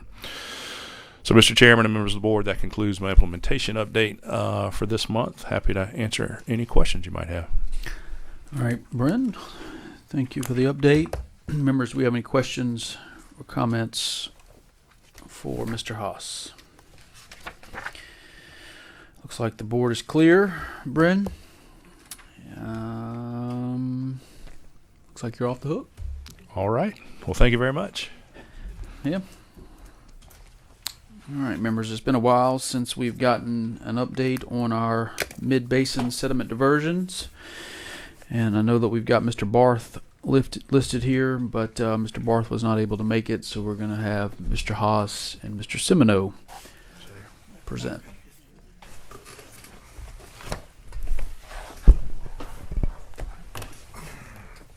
Mr. Chairman, members of the board, thank you very much for having me. Rudy Semino, Chief of Engineering at CPRA. We have a pretty brief update for you today, mostly pertaining to the mid-Barataria sediment diversion. And although it is a brief update, I will say in my time working on this project, we've given a lot of update presentations, and most of them do start with a milestone slide. And this is probably one of the most beautiful slides I've ever seen. When you look at all the things, all the dots, all the milestones on this slide. But since that last update, we've received our record of decision, which basically concludes the permit process. Our engineering team has completed the 95% design. We've got a record of decision from the TIG in terms of project funding. We've acquired final property rights to build the project, and we've got a funding decision from NIFWIF as well. So this really culminates a lot of hard work that essentially started in 2016 as we move towards constructing this project. If you're not familiar with the project, location is just south of the Phillips 66 Alliance Refinery near Ironton, Louisiana. You can kind of see the general layout here and where it lies in our state in terms of the Barataria Basin and the Mississippi River. Goal of the project is to divert Mississippi River water into the marshes of the Barataria Bay in that area where we have seen a lot of wetland loss. Give you kind of a schematic of the project here, and this is the most recent version. We are in the Mississippi River looking up the canal, 2.5 mile canal that will be excavated. You can see the gate complex as well as many of the other features that will be constructed. Looking at it from a more technical standpoint, with the Mississippi River on your left and the basin on your right, we'll move from left to right here. The intake structure at the river We've done a very comprehensive physical and numeric model on this complex to make sure that we can be as efficient as possible in terms of diverting the most sediment in the water column through the channel. You see the gate complex right there. As the channel kind of widens into onto its way to the basin, about halfway down the channel, you see the LA-23 highway bridge. We will actually construct a diversion road, divert Highway 23, construct a 4-lane elevated bridge over the new diversion channel. One of the first construction activities to take place. As you work your way down the conveyance channel, you see the back levee system, the NOV, and then the transition into the marsh. We do have to slow down the velocity of water as it enters the marsh. Therefore, you see that flare towards the back end of the channel there. I think most of us are pretty familiar with this design. This has all been finalized in the recent months as we move forward with construction.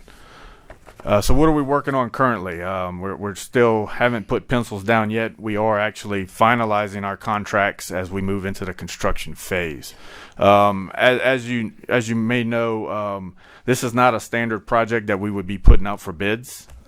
We've actually hired our construction contractor several years ago, and that group has been part of the design team. That said, we still have to execute a contract with that entity, and that's what we're working on right now in terms of writing the specs, agreeing upon the specs, and all the terms and conditions that go with that. In addition to the construction contractor, we have retained the services of a construction administration firm to be our eyes and ears on the ground as the construction contractor builds the project, as well as keeping our design team in place in the event of any design changes that may occur during construction. And then we are also kind of building or standing up our programmatic team, CPRA staff, and our program team to staff construction as well. A project like this that requires a lot of excavation, particularly through the highway alignment, does require a lot of utility relocation, water lines, overhead electrical lines, as well as telecommunications. We will actually go in. We have drafted agreements with all of the owners of those utilities to go ahead and relocate those to be safe during construction, to where there's no breakage in service on any of those utilities. The mitigation plan per the permit, we do have to implement certain mitigation measures. We are actually in the process of hiring a firm to manage that process for us as we roll out more information on the implementation of the mitigation services to fisheries and communities. And the monitoring plan, I know we haven't built the project. We probably have about a 5-year construction period on this project, in which case we will be doing some monitoring. However, some of the baseline monitoring will start taking place as early as 2024, so we can get a feel for what the conditions are currently as we monitor the progress of the diversion operations. We want to get a feel for how things are now and compare them to how they will be once we operate the diversion itself.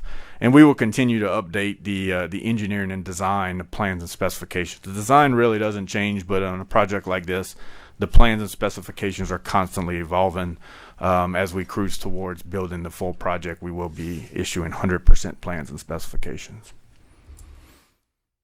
Next steps, you can see starting as early as the second quarter of 2023, we will begin some outreach and engagement on the mitigation measures that I mentioned on the previous slide. So stay tuned for that. We are rolling out a plan as to how we will communicate that to give the folks who are participating in that process some insight as to where we're heading with that. And you can see there, summer of 23, probably mid-June to July timeframe, we will begin actual construction on the project. That will likely involve a lot of clearing and grubbing and site prep, as well as perhaps some sheet pile work in the river itself to build the temporary coffer dam system that will be needed to construct the project. I think that's my last slide, Mr. Chairman. I'm happy to take any questions. If I could just jump in perhaps before that, I would just reiterate that the last 3 months really have been the culmination of years of work. And that's something that we, within the building, we understand we've got years of work ahead of us. And so sometimes I think we lose sight of that. But there has been a ton of work, literally decades of work that have gone in to the milestones that Mr. Semino mentioned at the opening slide of his, from the Corps' record of decision, the permit, the 408 permissions, the TIG's record of decision, the TIG's funding decision, and then, of course, the funding decision from the National Fish and Wildlife Foundation. So an awful lot has gone on. Each of those things really have increased, our level of confidence of moving forward with this project, of course, over the last 3 months or so. And I really think we're at a point now where we're there. So I know one of the things that folks are interested in are the mitigation and stewardship plans, and I just want folks to reiterate the last slide that Rudy put up there, that now that we have the permits in place and we have most of the funding in place to do these things, we are in fact moving out on those. We've sent fisheries questionnaires out, surveys out already.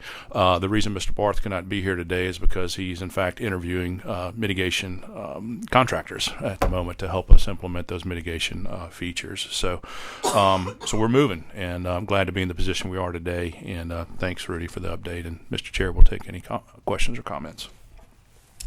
All right. Thank you, Mr. Haas and Mr. Semino.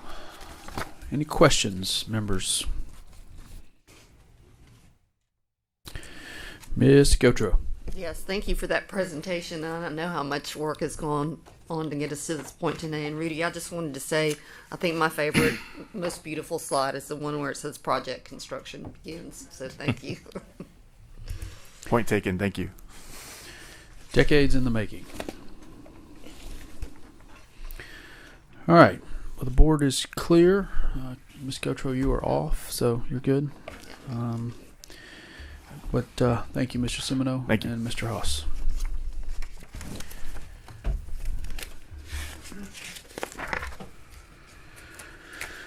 All right, members, moving on to agenda item number, where are we? 9? 8. We're going to get an update from Mr. Travis T. Moose Moore. If you remember Travis's Twitter handle from the last meeting.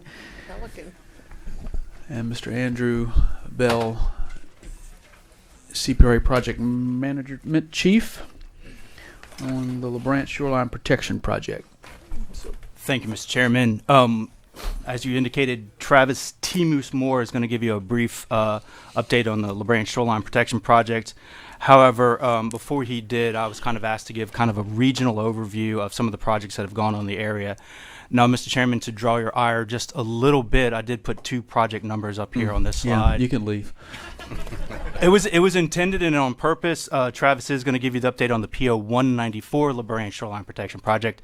However, you can see all the work that's done in there, including going all the way back to 1987 and 1994 for the PO 3 LaBranch Shoreline Protection Project. So a lot of work has been done in this area in that time. Sole purpose of those project numbers is to bookend how much work has been done in this area. That LaBranch Shoreline Protection Project was a 2-mile shoreline protection project, again done in 2 phases, and was constructed for about $3 million total. So a little bit of cost change in time. Another project that you're going to see on here, the first marsh creation project, was actually one of the early marsh creation projects that was constructed under the QIPRA program. It was actually constructed by the Army Corps of Engineers in 1994 as well, and that's the Bayou LaBranch Wetland Creation Project. It's a 2.5 million cubic yard material that's created 700 acres of marsh. And when most people think about our marsh creation project, they think we do it in distance areas or remote areas of the coast. But every time you drive from Baton Rouge to New Orleans, you can look out to the north and you can actually see one of the best marsh creation projects that was ever actually constructed. This is a Google Earth image that was taken from the Google Street View, and it shows some brown grass in here, but this is a December 2022 image. So this marsh was created in 1994 and is here in December of 2022. And so many people travel the interstate system between Baton Rouge and New Orleans very rarely realize they're looking at one of the first marsh creation projects that was constructed by the state. So moving forward, not much was done in the area until the CAP program came along, and actually, due to the effort of St. Charles Parish, they were able to construct 2 rock shoreline protection projects: the West LaBranch Shoreline Project and the East LaBranch Shoreline Project. This is the Wetland Watchers Park on the western side of Lake Pontchartrain. And as you can see there, before construction, but in 2014, you can see how they were able to construct a half mile of rock breakwater and put earth and fill behind it to create a shoreline protection feature there. And in 2020, you can actually see how it is accumulated sediment behind it and has vegetated extremely healthy. Again, a benefit to that Wetland Watchers Park.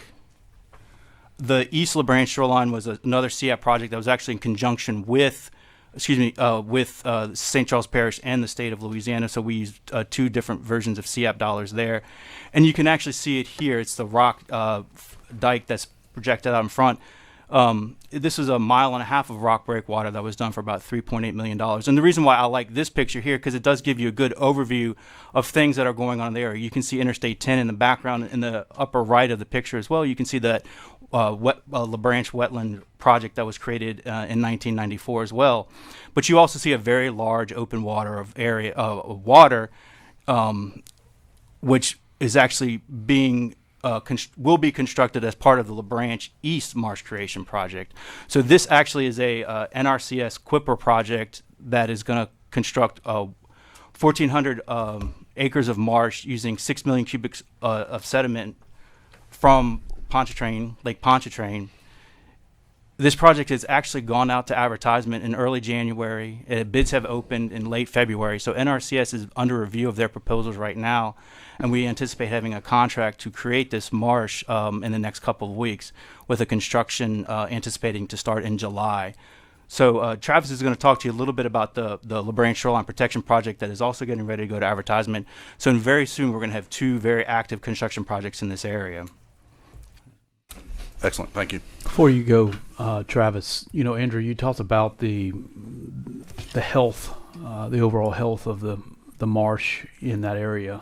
And I think it's important to note that while the Mid-Barataria sediment diversion is not the Bonnie Carey Spillway, no, but the Bonnie Carey Spillway, when it is opened, it carries nutrient-rich water, it carries sediment, and it helps nourish the wetlands in that area. And so every time I travel over the Bonnie Carey, especially in the summer months, I am amazed by the lush vegetation, the overall health of the marsh, the sustainability of the marsh, and that is a result of the sediment input, the fresh water, this goes to show you what happens when you let the river work. That's right. I will say it again. The Mid-Barataria sediment diversion is not the Bonnie Carey Spillway. The Bonnie Carey Spillway is 2 miles wide. Mid-Barataria sediment diversion is 200 feet. But there is sediment that flows through there that is nourishing wetlands. It's a good example of how these projects work together. And looking at the Mid-Barataria sediment diversion, you saw the NOAA project that was shown at the beginning. That's the same thing. We have multiple marsh creation projects on the western side of this river that will be nourished, as you're indicating, with the Mid-Barataria sediment diversion. So anytime we can have projects working in conjunction, the stronger our environment will be. Yep. Great point. All right, Mr. Moore. All right, here we go. Moving on to the PO 194 reach here, LaBranche Shoreline Protection, as Andrew said. This piece that he left off with was the edge. This is where the CAP dollars terminated, and the design was initiated for this reach, but was not executed. Since that project was completed, the shoreline continued to erode and suffered land loss over 127 acres since that CAP project. So we come to the design that we came to today, building a shoreline protection at the -1 foot contour. This project would remove 180,000 cubic yards of sediment to get the flotation access channel. Some of that would be placed foreshore, near shore, beneficially on the other side of the protection project. Estimated 96,000 cubic yards of material to build that protection up to a 5 foot contour, spanning 12,800 feet. That design looks a little something like this, learning from the CAP project and other projects along that shoreline, filled with lightweight aggregate core bags to reduce settlement, again built to the +5 contour. 7 fish dips, 2 canals that were existing that before were not breached, that were breached during recent storms, and so you can kind of see the L to the right and the long pipeline corridor to the middle there. Both those are now exposed to the lake, and the lake and surge and waves are coming to the interior marsh. So go here again, placing beneficial use behind the project. This is looking east towards Kenner. That shoreline again was flush with the Kenner levee, and over the last 15-20 years has receded. Looking south, and then again looking at the canals that are now exposed to the lake. This project secured $13 million in surplus funding in 2021 and 2022 funds after the design and the increase of rock prices and mobilization. We've requested an additional 5.7 from this year's funding request, and hope to secure that to get the project built. Project was kicked off in 21, received our Army Corps permit last week, hope to advertise in June, groundbreaking in August, and if all goes as well, construction complete in spring of 24. I'll close with this. As Andrew mentioned as well, both of these projects will be highly visible from I-10 and those flying in and out of New Orleans. And we think this is a great opportunity for those in this room, the coalition of champions, to endorse this project and get a front row seat to the project. So. Z says that's Coast-delicious. All right. Andrew and Travis, I want to make sure that we have, so every year during legislative session, we are asked by Senator Gary Smith on the status of this project. Right. And I want to make sure that we are ready for his question this year. And so just the overall timeline with a bid advertisement in June of this year, groundbreaking expecting in August, I think is a great story to tell to the legislature. So any questions, Ms. Gorman? Yes, thank you, Chairman. So, Travis, thank y'all so much for this. I think this is a true example of comprehensive restoration strategies. And I think that President Matt Jewell, Earl Mathern at St. Charles Parish would certainly agree with me. I'm sure they wouldn't mind me thanking you for this. This is, it evidences your multiple lines of defense. It evidences ecosystem restoration and, truly restores shoreline protection integrity. So what you've done is phenomenal. It's really exciting to see. So thank you. Yep. Thank you, Monica. Representative Zering. Yo, Moose. One of the features within the design is the lightweight aggregate bags. And I know y'all have used them in Rockefeller and some other places too. And just in regard to cost and longevity, how much have y'all been seeing in some of the projects that y'all have implemented the lightweight aggregate, as opposed to previously it was just rocks with a liner? Or Andrew, I don't know. So as far as cost savings, rock prices are extremely high right now, but really the point of the lightweight core is to help prevent the rock from sinking immediately right after places. And you see that this was actually the same design that was utilized for the two adjacent CAP projects as well. So they were constructed in 2014, and they've been very resilient in the area. So it's a solid design, and we have a good cost savings for it. In terms of longevity, though, obviously you don't have to go back and do maintenance, or you can sustain that elevation longer. Have y'all started looking at, in terms of numbers, just in comparing it to what we've done in the past? Not in this area, no. Okay. Yeah. All right. Thank you. Thank you, Mr. Chairman. Okay. Thank you, Z. All right. Any other questions for Andrew or Travis? All right.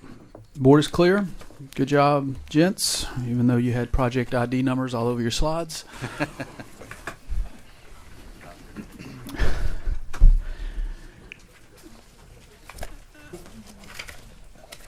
Let's see here, members. We're going to move on to, we did LaBranche, we did Colonel Jones. We're going to the long-term financial outlook for the coastal program. on back. Mr. Haas and Mr. Sutcliffe, members, this is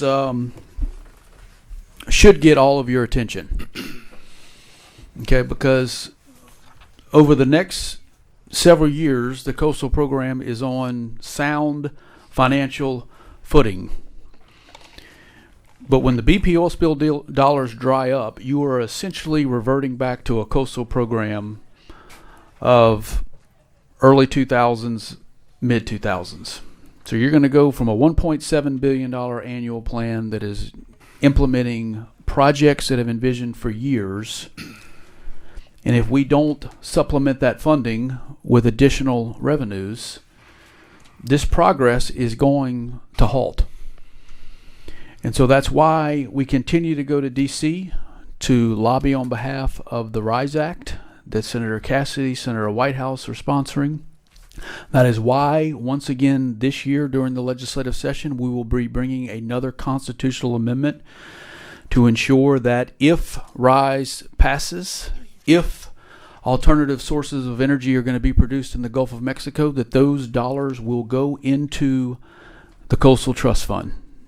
It is the coast that allows for that energy to be produced to begin with. It is the coast that services that infrastructure, and it is the coast that sustains that infrastructure. So in my mind, it makes sense to reinvest those dollars back into the coast. So there's going to be, Charles, I don't know if you're going to hit this in your presentation about the field trip upcoming. I know Neil talked about it last month in his update. But Representative Ogeron is going to once again run with a constitutional amendment. Hopefully we will have a lot more co-sponsors on this legislation this year. But Charles is going to present on the financial outlook over the next several years and the upcoming, what we refer to as the coastal cliff. Okay. All right. Well, thank you. Let's back up just a minute. Appreciate that, Chairman Klein. I think to repeat your term, I think the coastal program is on solid ground, despite the fact that we might be on wetlands along the coast. We are on solid ground, right, for the next several years, and we have been for the past several years, and that's really because we've enjoyed, I think, the trifecta of good things. Being the first of those being that we've got a good plan, right? We've got a good science-based plan. Mike Tyson famously said, everybody's got a plan until they get punched in the mouth, right? And we've certainly been punched in the mouth in Louisiana, but over the last several years. But because of the nature of our plan, the fact that we update it periodically, we were able to adjust to those punches and bob and weave and react well. So we've got a good plan in place. We've got something that is not always a usual thing to have, and that is the political will to carry out this program. We've had tremendous political support over the past, and hopefully we'll experience that, of course, into the future. And we've had the funding. We've been fortunate to have significant funding come to the state to implement this program that we're all very, very proud of. But of the three of those things, I think the most fragile, and what we'll talk with you here about today, really is that last one. It's the funding. And so I want to start off talking just a little bit about that plan, and you all are very familiar with it. Of course, we've talked with you lots and lots about it. But we all know that the coastal program is bigger than the resources we have available to us, and so that's sediment, that's freshwater, and then what we're here really to talk with you about today is funding. The 2007 plan was a conceptual plan in nature. We've again talked about this in the past. It identified basically anything and everything that we would want to do for the citizens and that we think the citizens across our coast deserve. But if you put a price tag on that plan, it was something on the order of $300 billion. And so moving from 2007 into the last iterations of that plan, we've asked ourselves two questions. What do we think is a sort of a realistic amount of funds, realistic but aspirational as well, of funds that might come to the state, and then how do we best allocate those funds to do the most good across our state? And so that's where we have come up with a 50-year, $50 billion plan. And, of course, to sort of meet the needs of that 50-year, $50 billion plan, we need to be trying to put about $1 billion worth of projects a year on the ground.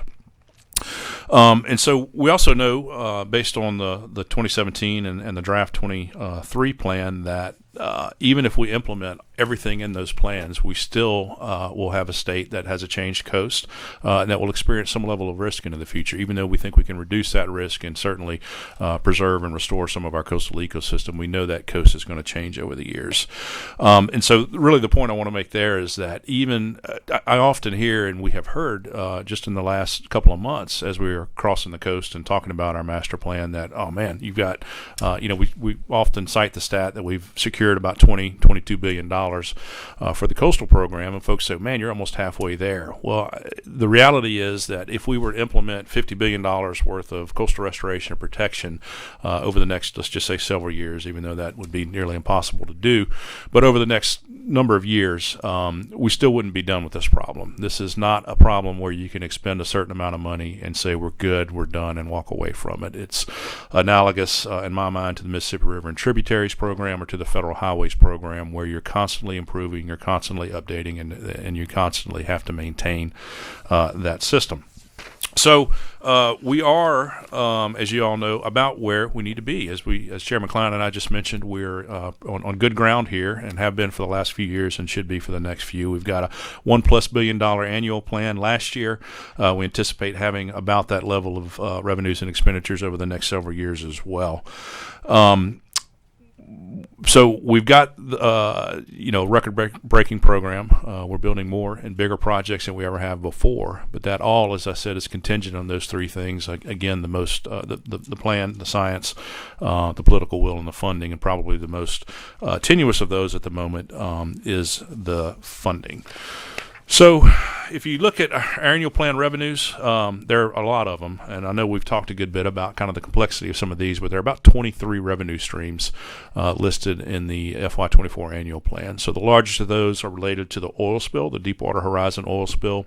There are three sort of main pots of those: the NRDA, the NIFWIF, and the Restore funds. Another large recurring source of funds that we receive is GOMESA.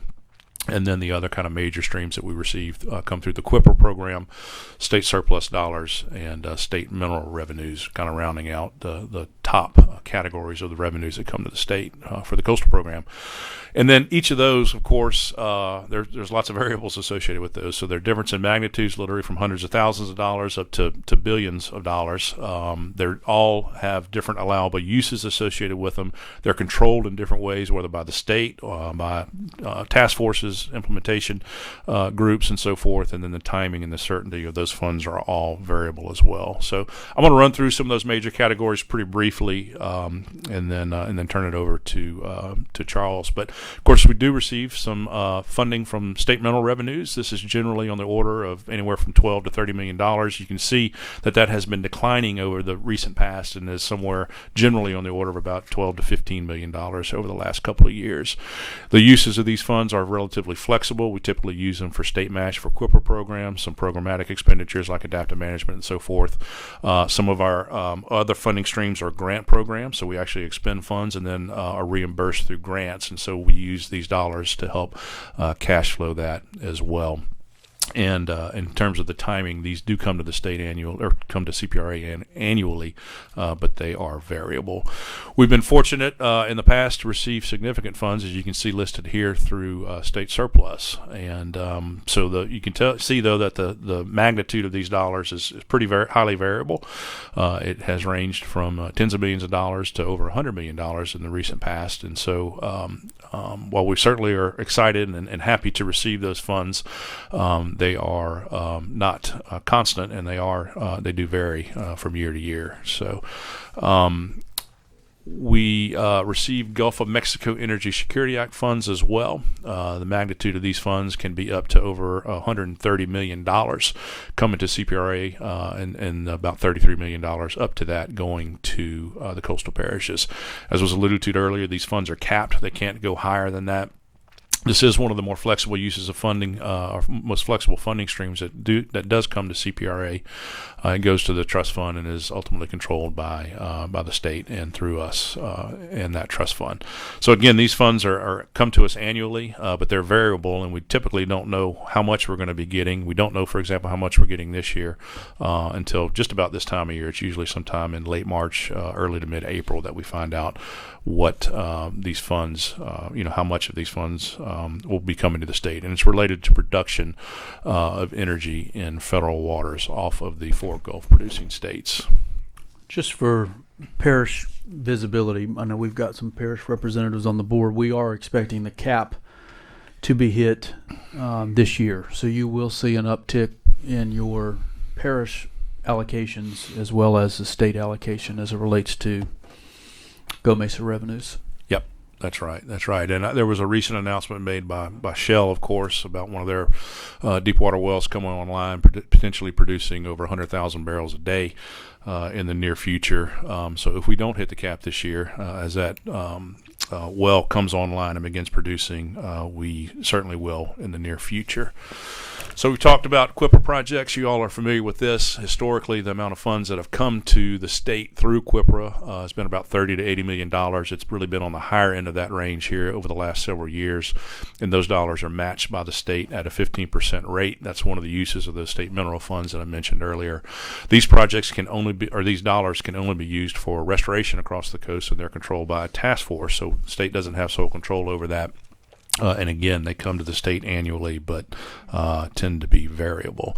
So we'll get into the BP pots of funds that come to the state, come to CPRA. The first of those is the National Fish and Wildlife Foundation, the Gulf Environmental Benefit Fund dollars. And so there was a deposit made with into the Gulf Environmental Benefit Fund of $1.272 billion as the oil spill settlement was reached.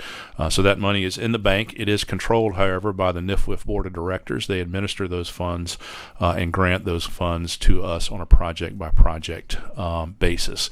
Also of note, those funds can only be used for Bear Island restoration or river diversions. That is in statute.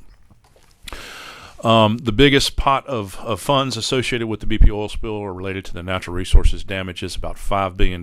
Again, in one-time funds are coming to the state. They come to the state over a 15-year period. So there's an annual payment, as you see at the end of the slide there, to the Department of Interior that will last through 2031. These projects or these dollars are meant to be used for restoration projects only, and they are controlled through the Trustee Implementation Group, which includes 4 federal agencies and the state of Louisiana. The Restore Act is a little bit more complicated, but it's another overall bucket of funds, if you will, and the magnitude essentially of these funds is about $1 billion. Again, these are one-time funds in that they come to the state over a 15-year period, so these funds will quit being deposited into the various accounts that they are deposited into through in 2031. So there are 3 main pots of funds within the overall Restore bucket. You see pot 1 and 3, that's the direct component, the spill impact component. You can see the magnitude there. Pot 2 is a competitive pot with which we compete with the other Gulf Coast states for funds. So that $1 billion is what's been received to date. There is the opportunity to receive additional dollars through the Restore Act in that Pot 2 bucket of funds. And so what does all this mean? So, we presented the 24 draft annual plan just a couple months ago, and you note that there's lots of good stuff going on, right? There about $1.74 billion worth of revenues and expenditures we anticipate in FY24 that's supporting what you see on the bottom right-hand side of the slide there. Lots of projects, jobs, and so forth. But the big picture, if you look at that pie chart on the kind of left-hand side of the slide, about 90% of those funds are what you would consider either one-time or highly variable, funds. So either surplus dollars or dollars associated with the oil spill. So if you think about 10% of 118 potentially being the coastal program, in 10 years or so, that's a stark thing to be facing, considering the successes that we've had and the ability that we've demonstrated. And so lots of work is going on, as Chairman Klein alluded to remedy this issue. And Charles is going to cover some of that here in the next several slides. So, Charles. Okay.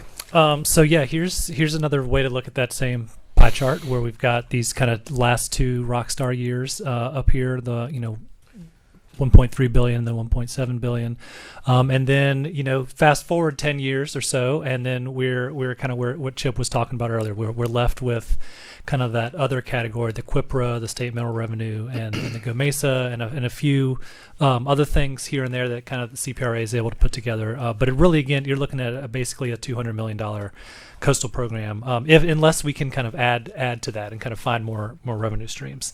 And so, obviously a lot can happen between today and 2031 and 2032. That's what we're here to talk to you about. Sometimes, good things happen. There was the bipartisan budget agreement of 2018 that sent a bunch of money down for West Shore and other projects that are really important. We saw the bipartisan infrastructure law. Earlier today, people were talking about funding opportunities through NIFWIF and other things that we go after all the time. And bad things happen too. Sometimes it takes a disaster to get the money that we've been asking for to build projects that we know we need. And those things are all possible. But even with those kind of ups and downs, we know that now is the time to really be building out a more robust set of revenue streams. We should not wait, obviously, until 2030, 2031 to worry about how we're going to keep up the progress that we've been having. And so, obviously, it's been mentioned a few different times, but just to kind of put a finer point on it, there's some pretty major risks to kind of being a $200 million program, right? It's not just that the number and the size of the projects will kind of go back down to kind of where it was a decade ago. It's also going to be harder to do the cost share when those federal dollars do show up. If we have to match a giant West Shore project or a Southwest Coastal, we've got to put state money up to kind of to be able to access those dollars. We also have to cash flow grant programs. It might be a great program. It might be something that we are perfectly set up to be competitive for. But if you have to buy the project first and then seek reimbursement later, you have to have the money in your hand to kind of do that, even to take advantage of a grant program or something that's reimbursable.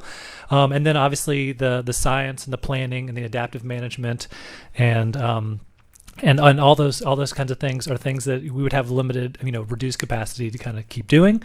And then obviously too, if we're only really talking about 2 or 3 revenue streams kind of funding a coastal program, if they're volatile, if they're dependent on the energy market, or if they're dependent upon a certain kind of tax that fuels the Equipper program, they can be really volatile, right? So you're even more susceptible to changes that are completely outside of our control, whether it's in supply chains and inflation, or if it's global energy systems. And so, we want to be able to be nimble enough to be responsive when there's a disaster, but also be proactive. And so that's why we've got to kind of keep building out revenue streams. And so we've been, thinking about this all the time, constantly. This slide just kind of shows some of the products and some of the activities that have gone on kind of over the years to kind of build out this kind of economic story and kind of understand the revenue streams that we do have, provide some forecasts, some certainty around the ones that are, always seem to be a mystery. We've been working with nonprofit partners, university partners, private sector to try to figure out ways to tell the economic story, to understand how our revenues actually work, and to be more efficient with the dollars that we do have, and so and also to develop new revenue streams. And so today we're not really going to talk about ways to kind of move dollars forward in time, or bonds, or financing mechanisms. It's really just about kind of the revenue story, the need to bring in new sources of income that we can then use some of these other things around. So, as Chip kind of highlighted, the 3 big ones I want to talk about today, obviously the need to kind of address this is getting more and more urgent. And so we're going to talk about 3 big areas, and kind of for 2 reasons. I mean, the first reason, obviously, is just to get your continued support, whether it's in Washington or here in the state capitol. But the other piece of this story, though, really is that while we're pursuing these 3 big ones right now, it's not the whole story. This is not alone what gets us from a $200 billion program back up to $1 billion or $1 billion plus program. There's going to be a lot more work that needs to be done to kind of develop out more revenue stream ideas. And so we're going to just spend a second on our federal policy work, offshore wind again, and then also carbon crediting, the one that Chip didn't preview for you already. So first of all, GOMESA expansion. This has been something that the state and our partners in Washington and here have been working on basically since Go Mesa passed in 2006. So making it more fair to coastal energy producing states has just been a huge priority. And last year we came closer than ever to getting major policy reforms passed through the Congress, which have been lifting the cap on Go Mesa.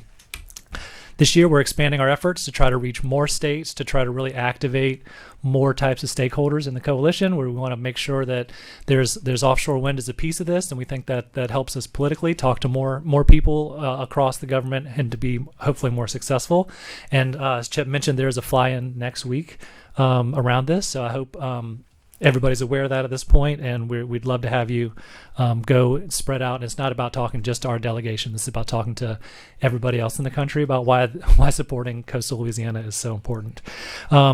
Conservatively, how much could a win here mean for us for the coastal program? I think we've looked at it with ULL, and it could add about $150 million to what we're getting from Go Mesa currently. So that takes it from about a $130 million program to about a $285 million program. It would also provide some additional dollars to the states, to the coastal parishes accordingly. And again, like Brent said, this is one of our most flexible funding streams. So this is one that there has been, people have bonded this out successfully. It is essentially cash. We don't have to go through a board of directors or a lengthy application process or a reimbursement process. This is money that comes to the state, so it's really crucial for everything that we do. It is, however, still, the reforms aren't going to make it not about energy production, so it'll still be somewhat volatile, but the way things are looking and the way the projections look, it should be more and more steady over time and kind of bringing in these kinds of dollars. The second one that I wanted to hit on, I think that's everything on that one, is offshore wind. And so offshore renewable energy production is just another major avenue. As Chip said, this is it's good for a lot of reasons. It's good for it's a clean and renewable energy source. It's good for our economy and our supply chain. We are uniquely set up to do really well here in Louisiana on this issue, and it's also something that depends on a healthy coast to have this be successful. And so we think this is a really obvious thing to kind of tie to the coastal program. And coming up this summer, there's going to be the federal lease sale in the Gulf of Mexico. There's been a bunch of other sales along the Atlantic, and coming soon in the Pacific. So we think the timing is right to get on this. But in terms of dollar amounts, we really don't know what this might look like for Louisiana. And offshore wind, a lot of the funding happens up front, kind of in that development phase, and it's not the same way it has worked with Go Mesa, where it's really the royalties and the production over time that really locks in.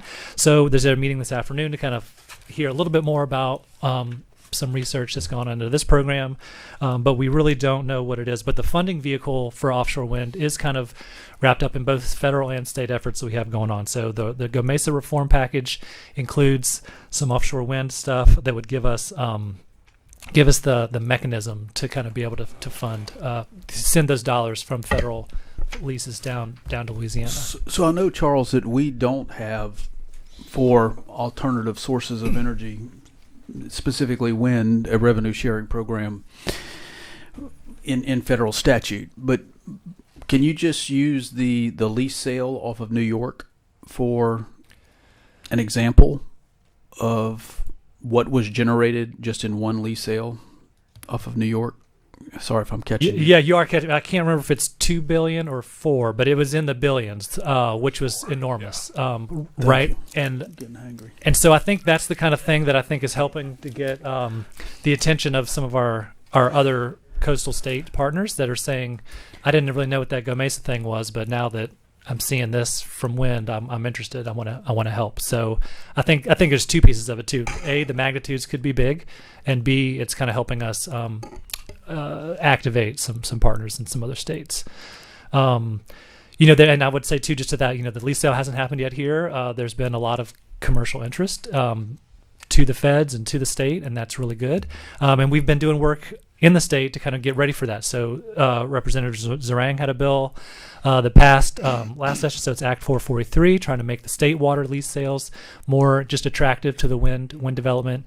That's going to be really good. And then, as you mentioned, Representative Orgeron's bill that was unsuccessful last year has been pre-filed. It's going to be HB 99 this year. So that's a constitutional amendment to make sure that when those federal sales happen, federal water sales happen, the money goes to the CPRA trust fund. 4.37 billion is what that lease sale generated for the U.S. Treasury. Yeah. So, but I do think, Charles, I know that it's hard to forecast what the wind can generate, but I think heading into session, based upon questions that we got from a particular chairman, we need to engage Dr. Barnes on this, Stephen Barnes, to at least come up. It was my understanding that Stephen was maybe doing some forecasting for us on this. I know he's got the forecast on Go Mesa, but if we're asking the legislature to constitutionally protect dollars, they're going to want to know how much money we're talking about. And I think just giving that, it may be, I hate to use the back of the napkin, but it's best we can do to provide a forecast or additional information on what those figures may be. I think the better.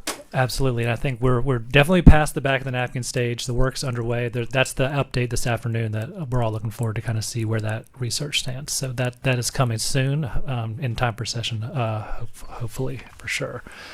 Okay, so the last one is kind of the one is related to kind of voluntary carbon markets, right? And so blue carbon refers to the carbon captured by the world's ocean and coastal ecosystems. This is a natural, biologically driven process. And we think that this is just, one of the many good reasons for doing coastal restoration projects. And so we want to try to tap into that to make it a revenue generating commodity if we can.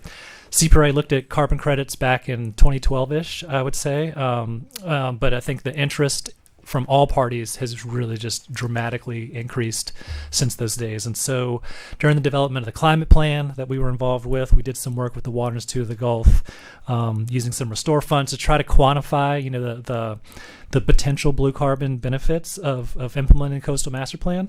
But there's still just a lot of science that needs to be built out and a lot of legal and policy frameworks to come soon, to kind of make this really a thing. And so again, the magnitude of this, we don't really know, as of right now. The program hasn't been set up, so we don't know what you can and can't use it for, some of these things, how it would work. So there's the most work to do on this one, but this is something that we are spending money on right now, kind of both on the science and on the policy side to kind of get ahead of and try to get working. There are some analogs too. Kind of Chip was using the New York analog for offshore wind. There's a regional greenhouse gas initiative in the kind of the Atlantic coast states, and they did an auction. So theirs is more of a cap and trade than what we're talking about. We're talking about a voluntary market. But just to give you a magnitude, the whole RGGI 11 state, 12 state auction raised $269 million in 1 year, split amongst 10, 11, 12 states. So it's, that's kind of the size that was happening there. The California program is enormous, but they're kind of running it differently. And again, those are maybe not helpful at all, because they're kind of different systems than the one we're talking about, but at least puts a dollar on it. And so here's that chart I kind of had before. We have, like I said, we are actively pursuing things. We appreciate the board's help, all of our stakeholders' help in kind of working in Washington and working here to kind of lay the groundwork for all these different proposals. But it, doesn't get us probably to $1 billion. We're going to have to keep working this and keep adding more funding streams. So I think we never really thought there was going to be a single silver bullet to this. I think we're running a program on 25 to more funding streams today. That's probably what it's going to look like in the future. But it's going to be so important to have all these things underway. So we've got other things that we didn't go into detail today. Again, our friends at the MRD kind of brought together a bunch of local experts, Louisiana experts in the economy for a workshop. There's going to be a second version of that workshop later this summer. There are going to be, again, continue to be unexpected developments, hopefully more positive than negative, that will kind of change this funding stream, funding outlook. and I expect that the board is going to have more questions than we have answers for right now. So I think that we'll probably do some further explorations of this. I mean, blue carbon by itself probably deserves a whole thing. You know, how the NERDA money and the NIFWIF money, you know, what's left of those big billions, and there's going to be a report out from Angel Davis and the MRD work. So I think this is a topic that we're going to need to keep coming back to. We're certainly not saying that we have the solution to 2032 today, but we wanted to kind of like set the table, make you aware of the urgency, make sure we get your support in Washington next week, and then thereafter, help us out at session, and then look forward to more coming soon. Thank you, Charles. Well said. I just, you know, there's been a lot of reports in the press on this, and what I want the public to know is that we at CPRA recognize that this is on the horizon, and we are not just sitting on our haunches waiting for it to happen. That we are at all levels of government, all policy, are looking for opportunities to address this issue. And so I just want the members to know that. A lot of the reports on this are helpful. It gets people's attention, but it doesn't talk about what the state is actively doing to address it. And I think that this presentation was very helpful in addressing exactly what we're trying to accomplish here. Mr. Bourgeois? Yeah, I would just we talked about the RISE Act, but I'd also mention the BREEZE Act. You know, that's getting some additional attention. It's in the news now because it's part of the bigger energy package, which is what we're talking about here. So I just wanted to kind of add that and just say, you know, this kind of doubles down on the importance of the master plan and the work that CPRA does, in that most of us have operated our entities with a whole lot more projects than we had funding for. And so you always have that in your head, and it's part of your main mission. There's nothing to panic about it, but it is something that is always part of the future and all of the things that you have to consider. So, you know, as we go forward, we always, you know, with this master plan, consider what's the best bang for the buck. It's what it is. And I think the one advantage we have, no one would pray for another Deepwater Horizon so that we had another big funding stream. But what it does demonstrate to those people who in that case were forced to pay the damages is it indicates to a whole bunch of people how well that we are able to spend that money and do this work. So maybe we can get a few more volunteer contributions towards our efforts. So I think we can't just take this as, oh well, game's over. It is really far from over, and it's the good work of this state and this agency that'll make it continue for a very long time. So just my thoughts. Yep. Thank you, Mr. Bourgeois. Any other questions? Okay. Thank you, Mr. Haas and Mr. Sutcliffe.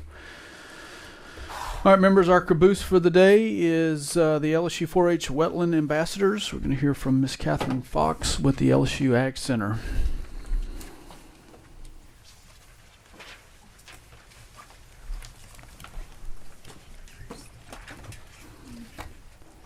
Good morning, Chairman, Board. I wanted to take this opportunity to introduce myself. I am the new program coordinator for the Youth Wetlands Program. It's only day 3 for me, but I wanted to take the opportunity to join and introduce myself. So I'm just here as moral support for Catherine. Great. Thank you for being here. All right. Hi. I'm going to be talking about the Wetland Ambassadors team today. And the Wetland Ambassadors team started in 2019 with a purpose to provide high school students with an interest in wetlands conservation or natural resources management an immersive opportunity to gain insight into related careers, learn from professionals, develop career skills, and to become wetland leaders within their communities. We do this through 2 outlets, providing educational opportunities and setting leadership expectations for the ambassadors. The educational opportunities include in-person retreats held throughout their program year, where they participate in gaining a foundational knowledge about Louisiana's wetlands and coast, participate in educational workshops led by scientists and professionals in related careers. They're also at these workshops trained on how to lead outreach activities or other leadership opportunities. And they also have the expectation that throughout their year, they will independently continue to learn about Louisiana's wetlands. And they can do this through reading scientific articles, participating in workshops, attending lectures and seminars, or other similar options. For their leadership expectations, they're required to lead at least 6 outreach hours a year and 4 civic engagement hours a year. And they can do this through leading educational activities, service projects, or other civic engagement activities. Some educational highlights that they've participated in so far is a introduction to GIS and story maps that was led by Global Geospatial Institute. They learned how to use a seine net to survey aquatic species from wildlife and fisheries biologists. Wetlands plant identification from wildlife and fish botanists. A wetlands soils introduction that was led by NRCS soil scientists. And then most recently, they collaborated with Louisiana Sea Grant and the LSU School of Veterinary Medicine on a crawfish white spot syndrome virus workshop where they collected crawfish from ponds and dissected them for the gills to get tested. Accomplishments since 2019, we've had 32 high school 4-H members serve as wetland ambassadors. Some post data, as we have at least 2 alumni who have continued their wetlands education and leadership into college, and they do both have plans to pursue a career in a related field. And we have a current ambassador who is on that same track. He's already been accepted in LSU and he's ready to go next year. And since 2019, the ambassadors have reached over 8,000 people through their leadership at around 43 outreach events. This includes events where they're invited to participate or that they have led the way in organizing the events. In the first picture, we have ambassadors at the Girl Scouts big event at Southeastern where they demonstrated subsidence and talked about subsidence role in coastal land loss by using the bottom half of a 2-liter bottle, balloons, and dirt. And they've participated in Louisiana Sea Grant's Ocean Commotion event since 2019. In the next photo, we have students sitting in a trawl net while our ambassador explains what a turtle excluder device is. And this year, one of our ambassadors helped her parish 4-H agent put together a wetlands day for their members, and she led an activity where they built models of wood duck nesting boxes out of graham crackers and icing. And a couple years ago, two of our ambassadors in Avoyles Parish put together a wetlands clinic for their parish and led those activities as well. Ongoing projects. This is a brand new project this year. As we're becoming more purposeful with our civic engagement, the ambassadors have partnered with the Climate Initiative to host community conversations. And the purpose of these community conversations is to collect public feedback and opinions and essentially collect that data that then can be presented to local leaders to help guide local projects relating to wetlands and climate issues. So the first steps for the ambassadors for this project was that they needed to interview members of the public in their area in order to collect data on what the public knows about wetlands and climate issues, what their concerns are, and what if they have any other important opinions. And from those interviews, they have created a topic for their conversation and crafted questions to help facilitate that conversation. They've already held one conversation. It was in Lafayette on February 25th, and their next conversation is actually this Saturday or Sunday in Ponchatoula. And then upcoming projects. One of our ambassadors has taken the lead in planning and initiating a region-wide activity for 4-H. He's planning a wetlands day for 7th and 8th graders in the Southwest region. This will happen on June 12th, and it'll cover activities such as looking into invasive species, different wetland functions, and just trying to get the participants out into the wetland setting to learn about these topics. And then for the first time, the ambassadors will be participating in 4-H Day at the Capitol, where they'll get the chance to meet with legislators, attend committee meetings, and provide an educational activity related to wetlands. All right. That's it? Yeah. Yep. I think, I don't know what your agenda looks like for 4-H Day at the Capitol, but I would offer a tour of the LSU Center for River Studies with CPRA leadership. I don't know if you all have been there or if there's been We're trips there. actually planning on going in about a week. Okay. Yeah. Good. I think that they will enjoy that. If you said the governor of the state of Louisiana put on a virtual headset, whatever you call it, I'm sure the kiddos would love it as well. I would encourage you, especially for your junior and senior level students that are going into college, is to make sure that they are aware of a program here at the state level that the governor does every year. It's called a Fellows program, where the governor, I forget how many the total number is that participate, but these students are assigned to a cabinet secretary for a few weeks. I think it's over the summer months, and the things that these students get to do and experience are really incredible. They get to see the best things about the state of Louisiana, and we have had, every year we've had a fellow assigned to us at CPRA. And at the end of their fellowship, so to speak, they come up with a policy proposal that is presented to the governor.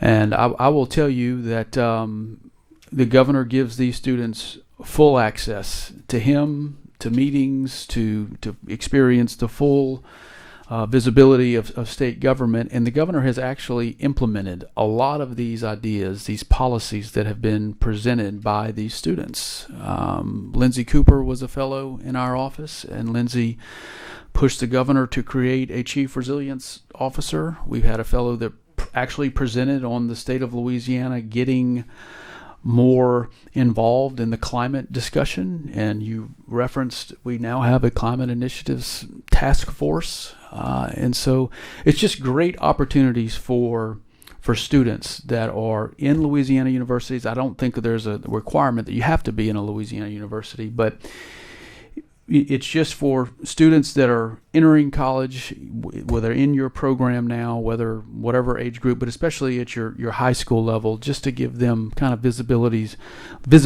on future opportunities to stay engaged in the issues. I believe Dr. Brown has probably had a fellow in his GOSEP, so it's really a great opportunity. But I just want to thank you, because I think this is a great opportunity to educate the youth of this state on not only wetlands, but just on all of the issues, because it sounds like they're not just focusing on wetlands, but the creatures that live within those wetlands and in that habitat. So I think it's just a great example of us engaging the youth in a productive way. So any questions, Representative Ring? You got a question? Yeah, I just appreciate y'all coming this morning and applaud 4-H and their educational programs, incorporating this aspect into the educational programs and all y'all do. This may or may not have been an outgrowth of marsh maneuvers, but It was in part inspired by marsh maneuvers, yes. yeah, and having participated in that, I just wanted to take an opportunity. I know Mark Shirley, who started all that, is retiring, but did a great job. And again, he was very instrumental in engaging in educating folks and incorporating this aspect into the LSU Ag Center. But thank you all for coming, and appreciate y'all doing this. Thank you. Yep. Okay. Any other questions or comments, members? All right. Any public comment? Thank you all for being here very much. And day 3 on the job, and you're already in front of the CPRA board. I like it. Any public comments from members of the audience? And I'm going to give. Can you check to see? Is there anybody in the overflow room? No one in there. Yeah. If I had to guess, they probably don't want to make. How do you do that? Oh, okay, I know I'm a work in progress here. Let me make sure that they don't. Okay, they've already left the building. All right, do I have a motion to adjourn? A motion by Ms. Gotro, second by who we got it here? You quiet all meeting. And you're gonna second the motion to adjourn.